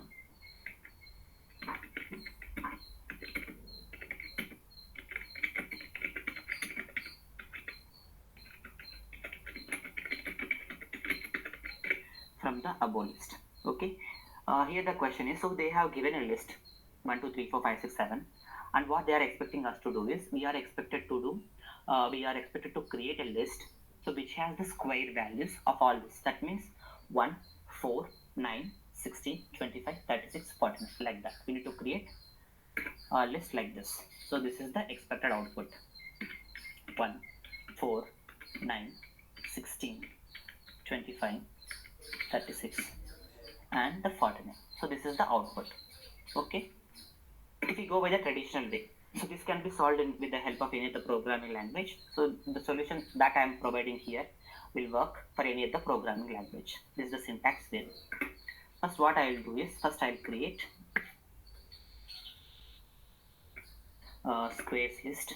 Okay, I'm initializing the squares list. You know how the initialization is, we just need to create one empty list.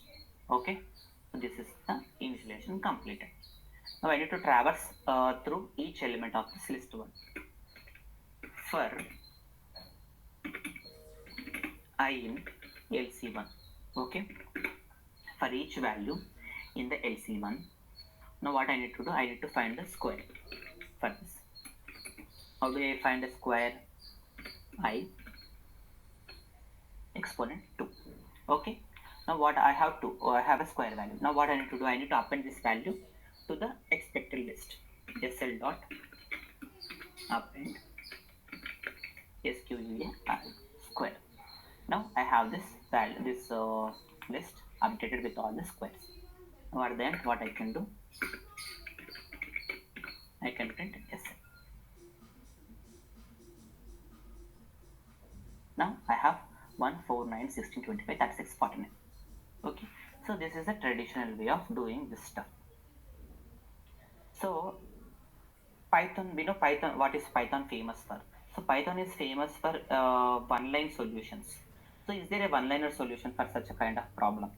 Yes, we do have with the help of the comprehensions.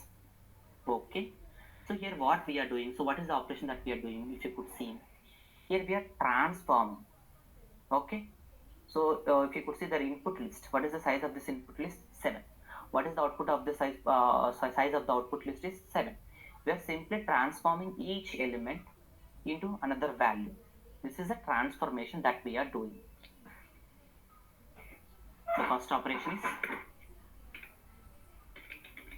the transformation. Here we are doing the transformation. Okay, now let me ask one more question. Okay, so now another problem statement. From this list LC1 only, create a list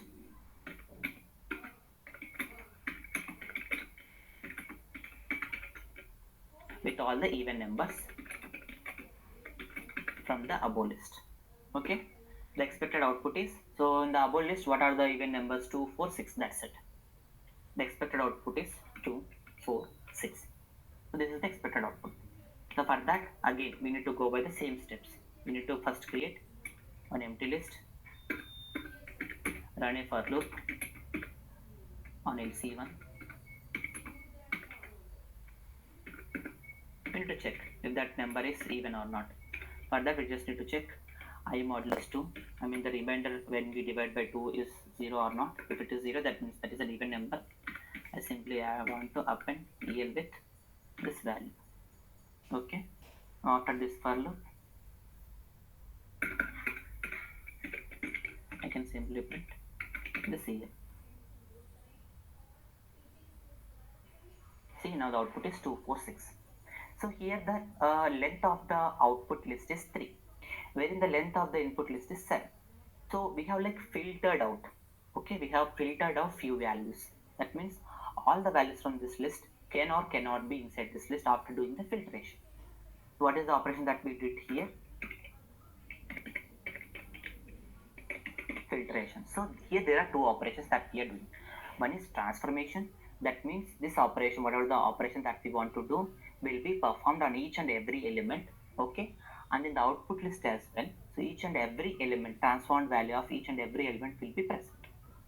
And another operation is the filtration operation. So it will check this filter for every element. If the filter satisfies for every element, then that will be part of the output list.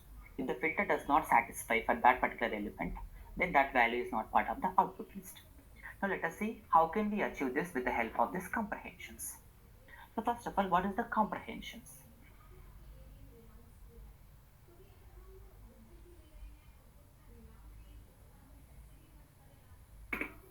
It basically provides a concise way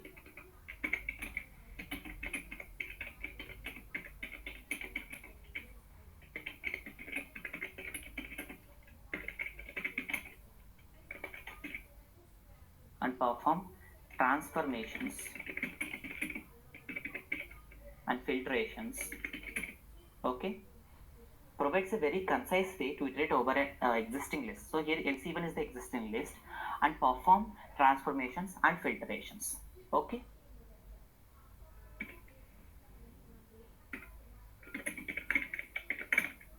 to generate a new list. That's it.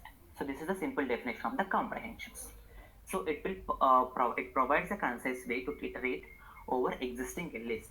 So here what we are doing, so we are iterating over this list with the help of the for loop. But yeah, this comprehension people, they are telling there is a very concise way Python to iterate over.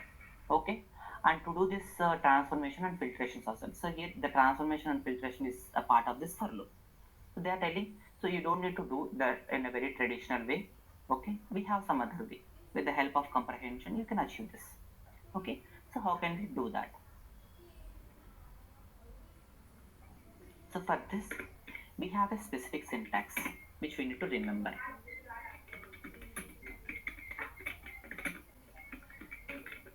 Okay, this has a very specific syntax to remember. So if we don't remember this syntax, then it will be like very difficult to achieve the problems with the help of these comprehensions. Okay, yeah. And what are all the operations that I want that we can do with the help of these comprehensions is it can transform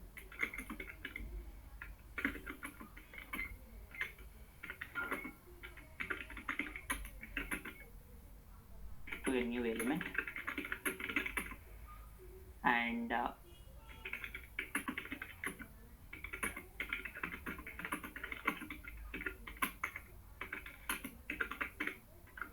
newly created sequence. So here I'm not mentioning list new sequence because this comprehension is not only for list. Okay, this definition is valid for tuples as well. Okay, that is why I'm simply giving the definition with respect to the sequence here. Yeah, so this is the transformation. Now it can apply filter. Okay, we can apply filter on the existing element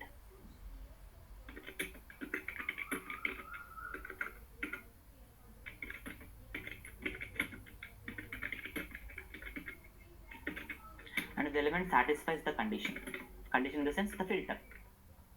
Okay,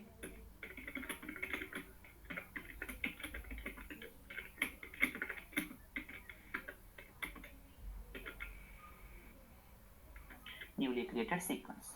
Okay, so this is the things that we need to know about this comprehensions. Now let us go for the syntax.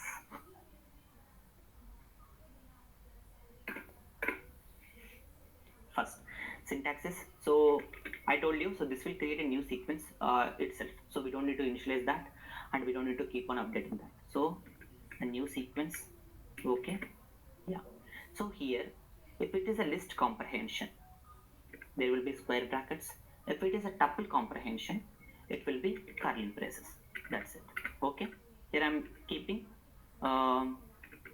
this for the list comprehension. Okay, so here I'm doing the list comprehension. This is the syntax for list comprehension. Now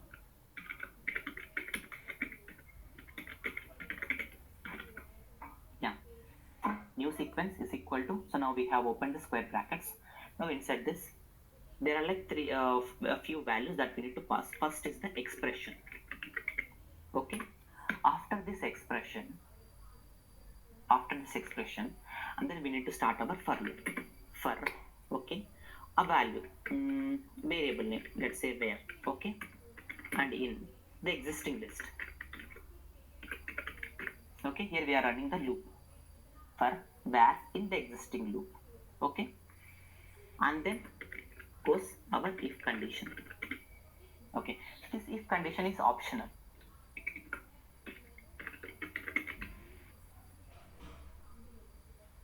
So this is the syntax for the list comprehension.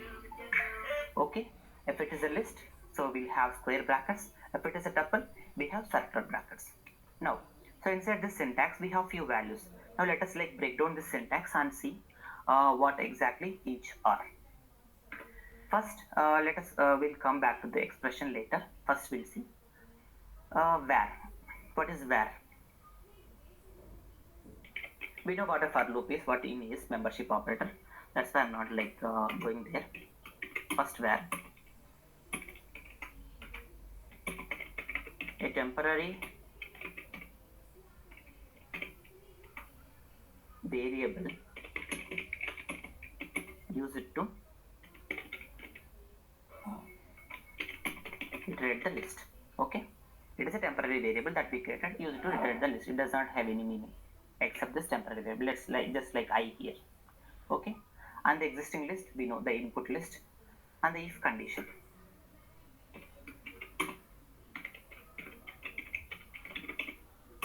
This if condition, I said it is optional. Why? Because this if condition will only be applicable whenever you are doing this filter operation. Okay, whenever you are doing this filter operation, you need to provide this if condition. Okay, otherwise there is no use, there is no need of providing this if condition. And then coming to the expression. Okay, so expression is the thing that you will provide with respect to the operation that you want to do. So here if you are like transforming the existing element into some other element, so what is the operation that you want to do there? So that is the expression here. So if you could see, so inside in this example, what is the operation that we are doing? We are like calculating the square of that particular value. So this is going to be our expression because this is the transformation that we are doing. Okay,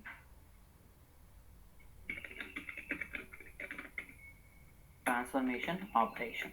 Okay, so for this expression you will be providing transformation operation. That's it. So this is the syntax for this. Okay, let me know if you have any difficulty in understanding the syntax. Otherwise we can do one thing. So let me like draft an example and we'll see from there. Okay, so with the help of this first for the first question, so previously we solved this with the help of traditional way. Now let us solve this with the help of list comprehensions. Now I am creating new list SL with the help of comprehensions. Okay, squared list with the help of comprehension. So this is a list comprehension, that is why I am opening square brackets. Now what is the operation that I want to do on each and every element? The question says squares of each values. The question says squares of each value. We need to perform square operation on each value. That means exponent operation. So now expression is I into 2. I mean I exponent 2. That is, this is my expression. And then a space. And then I need to run a for loop.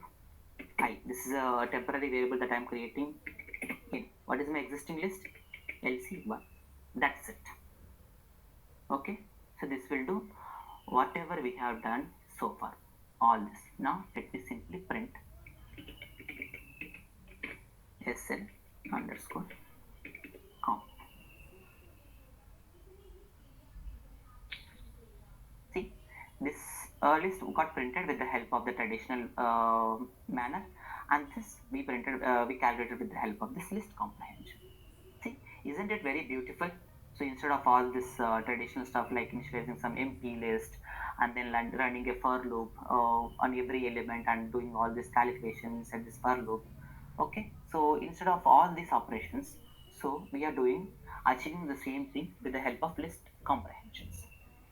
So in the list comprehension, so when I say comprehension, so it is like comprehending few operations into simple operations. So here if you could see what and all the operations that we are doing in a traditional way, initializing an empty list. This is the first thing. Okay, and then this is a very simple example.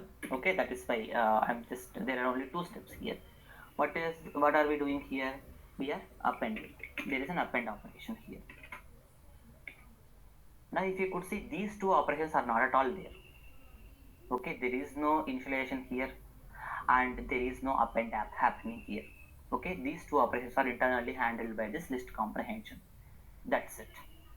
Okay, so this is the list comprehension. This is list comprehension in terms of transformation. Now let us see how the filtration works for this. Okay, now even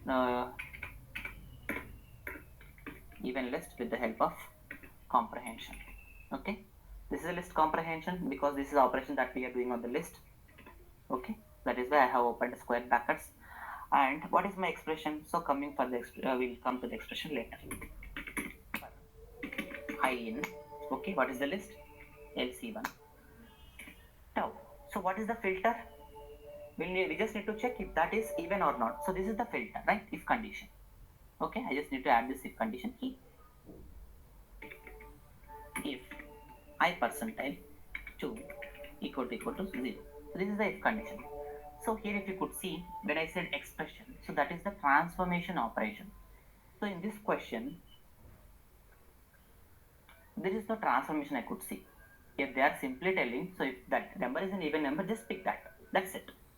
Don't need to do any operation on top of that. That is why we can simply use I here. Okay, we don't do any other operation. So that is when this is what we are doing here. Print real with respect to comprehension. See the same output here. Okay. Now, so let me just simply modify this question. I'm just combining the two questions. I mean the two problem statements, problem statement 1 and problem statement 2 in one problem statement. Okay.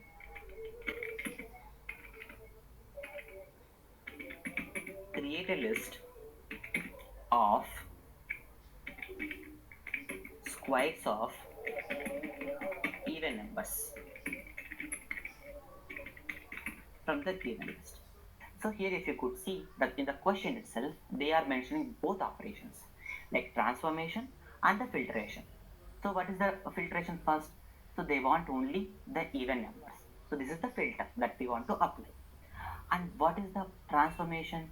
We just need to transform that even number into a squared value. So this is the transformation. Now let us see how can we achieve this with the help of the comprehension. Okay. I'm just calling this as the result. Since this is a result list comprehension, I'm just opening this square brackets and yeah. So what is the transformation here? I just need to find the square of that particular value. I square. Okay. For I in LC1. And what is the condition? I mean, what is the filter? I just need to check if the number is even or not. If I percentile 2 equal to 0. That's it. Print result. See, just calculated 41636. So here we have achieved both transformation and filtration in the same command. This is the transformation and this is the filtration. That's it. So let me know if you have any doubts understanding this list comprehension.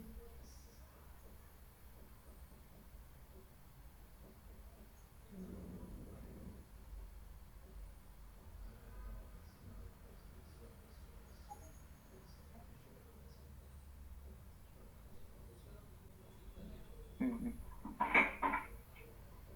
Okay.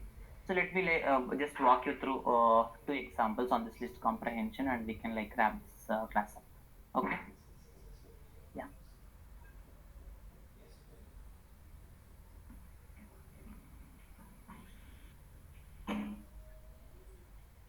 Now, see how can this is only one thing I have just provided. So there is another use case of this.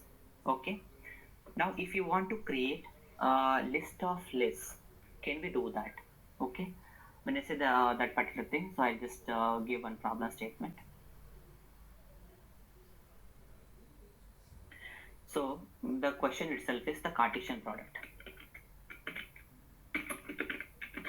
Cartesian product question. So inside which they will first give this question. Okay, they will provide two lists. Let's say I have this two lists, 1 comma 2. Okay, and there is another list.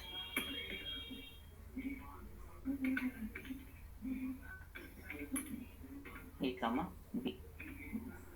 Now I want to calculate the Cartesian product for this. What is the Cartesian product? So it is just combination of each and every value. The output is inside a list. I'll have Cartesian product 1 comma first value from first list and the first value from the second list. Similarly, another list, first value from the first list, second value from the second list. Similarly, second value from the first list and first value from the second list. And similarly, second value from the second list and second value from the second list. Okay, so this is the output. So first I'll tell you the traditional way for this. Okay, first example one. Okay, for example one, let me have 1 2, and for a2 let me have a comma b. Okay, now result. Okay, result, I'm just initializing this.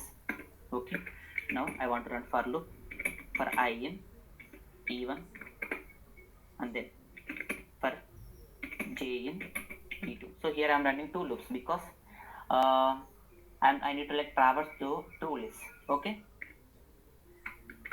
yeah, now I need to create a list. Okay,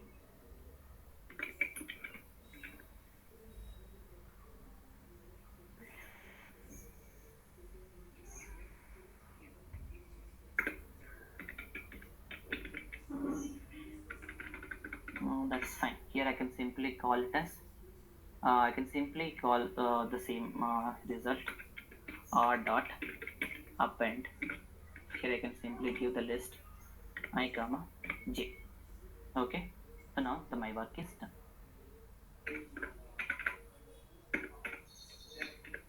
I can simply print r. See, the output is 1a, 1b, 2a, 2b. Now can I achieve the same thing with the help of comprehension? Yes, I can do that. Now let us see how can we do that. Let me call this as r1. Okay, since this is a list comprehension, I'm doing that. And yeah, so for the first thing, so are we doing any transformation here? Yes, we are doing a transformation. From two lists we are converting into one list. Okay, so here we are creating one list. Okay, the first value is coming from first list, the second value is coming from the second list.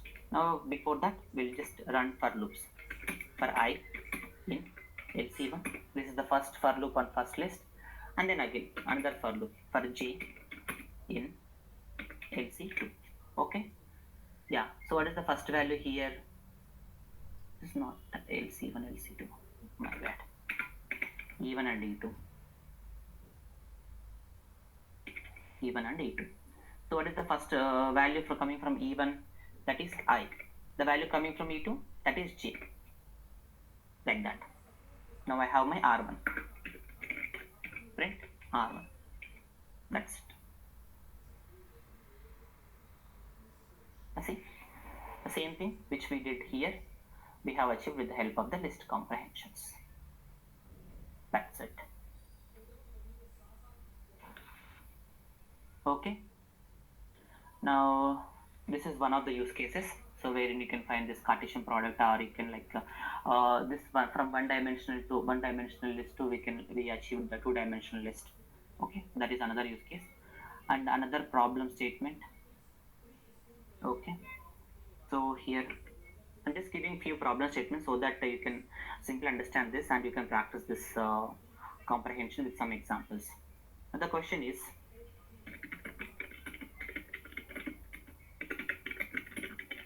you are given a list of strings.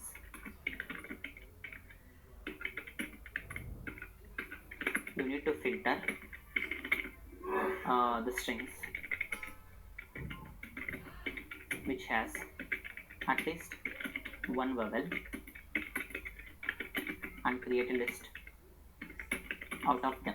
Okay, yeah, so the question is, so you have a list which has all the strings. Okay, what you need to do is you need to filter out this particular list. You need to check in each every string. So if you have at least one vowel, then what we need to do, we need to add that particular string into a new list. Okay, that is what we need to do.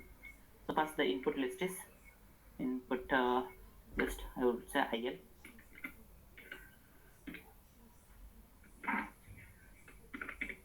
say my name is Python. So I need to see if we have at least one value or not. I mean one vowel or not. Okay.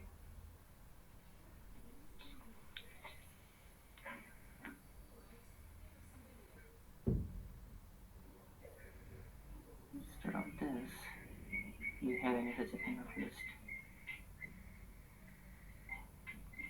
No. Okay. Yeah. Now I need to create one result list. Okay. The result. What I can call it R2. Yeah. Now what I need to do?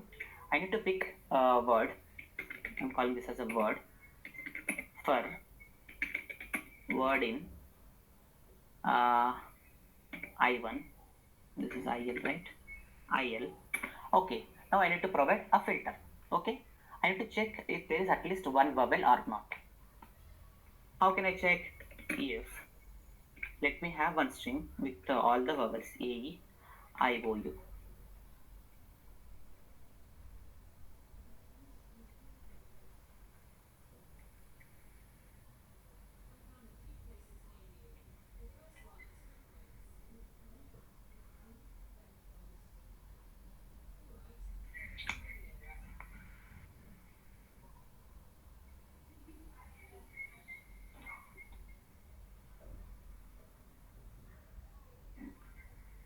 One second.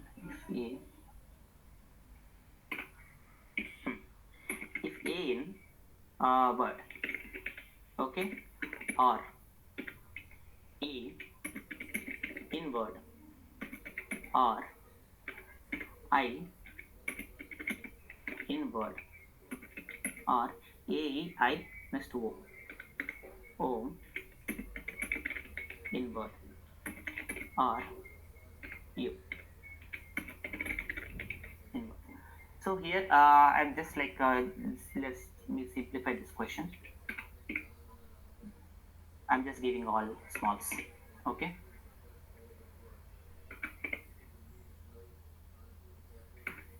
Okay. So if you want to like check capitals as well, so you can add this comparisons. I mean this checks with the help of uppercase AIOs as well. Now I have my list created with the help of this list comprehension. Now let me just run this particular R2.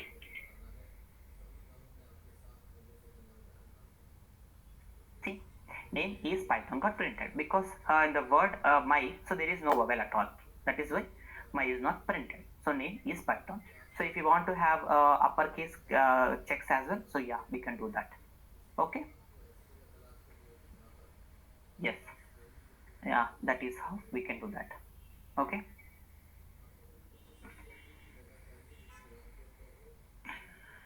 This is it guys for the list comprehension and complete list. So this session is a very long session, I can understand, but yeah, so the coming sessions would be very much shorter if you come prepared with all these functions that we have seen here, because we will see some of them for tuples, for sets, and for even dictionaries.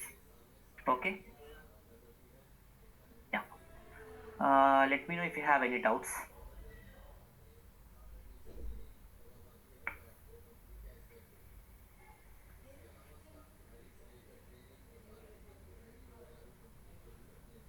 Okay. Okay guys, if you have, yeah. Okay. So if you don't have any doubts, yeah, I think we are good to like close this class. Okay. Thank you guys. Okay, Mr. Thank you. Yeah, Thank thank you you. all. Yeah. Bye bye.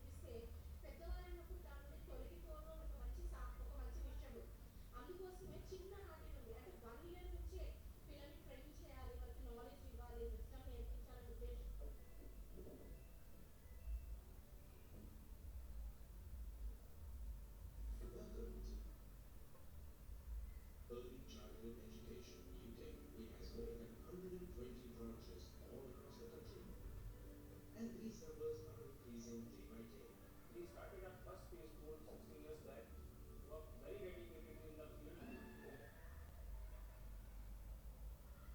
hours of intensive training in a year by the professionals from India and regional and national advertising, marketing, promotion, and development of a PR strategy, regular monitoring. It's the fastest growing preschool brand, ranked number one preschool in Delhi, been for more than 6 years in operations, has 120.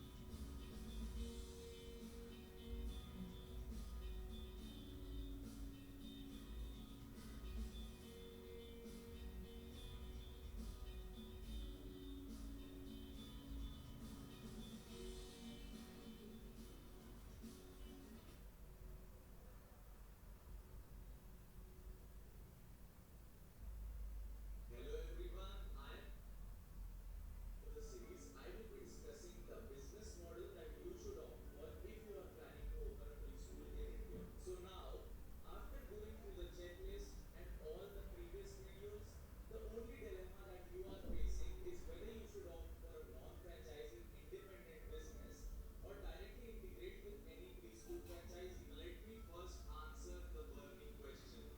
If you want better long-term growth prospects and financial viability, then non-franchisee model is the preferred choice.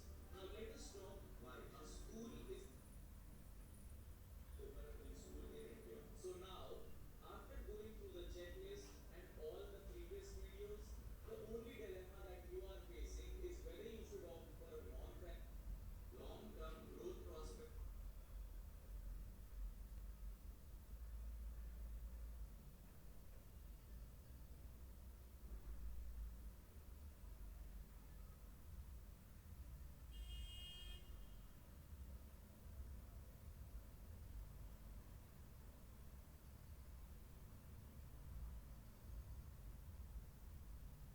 And financial viability, then non-franchising model is the preferred choice.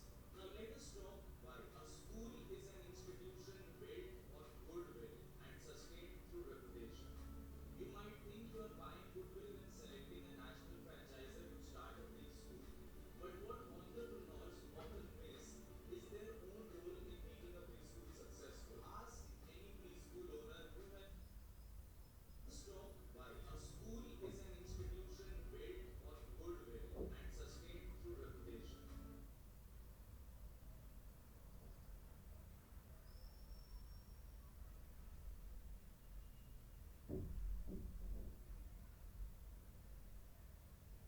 You might think you are buying goodwill when selecting a national franchisor to start a preschool. But what entrepreneurs often miss is their own role in making a preschool successful. Ask any preschool owner who has ever run a successful preschool. A preschool is successful due to the hard work put in by the preschool owners, administrators, and teachers.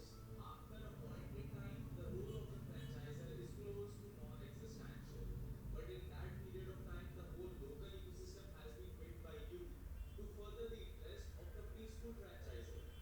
You don't own the brand, and when it is time to bid farewell to the brand, you need to start building your own brand from scratch. That's the biggest fundamental difference in a non-franchising model. You are investing to build your own brand. An educational institute is not built to last a couple of years. It is built to last a generation. Hence, you know, when you start a preschool, you should work towards building your own brand. And then there is the issue of cost. Even though integrating with a successful franchisee might seem easier, it comes with a hefty price tag. First, it is to do with the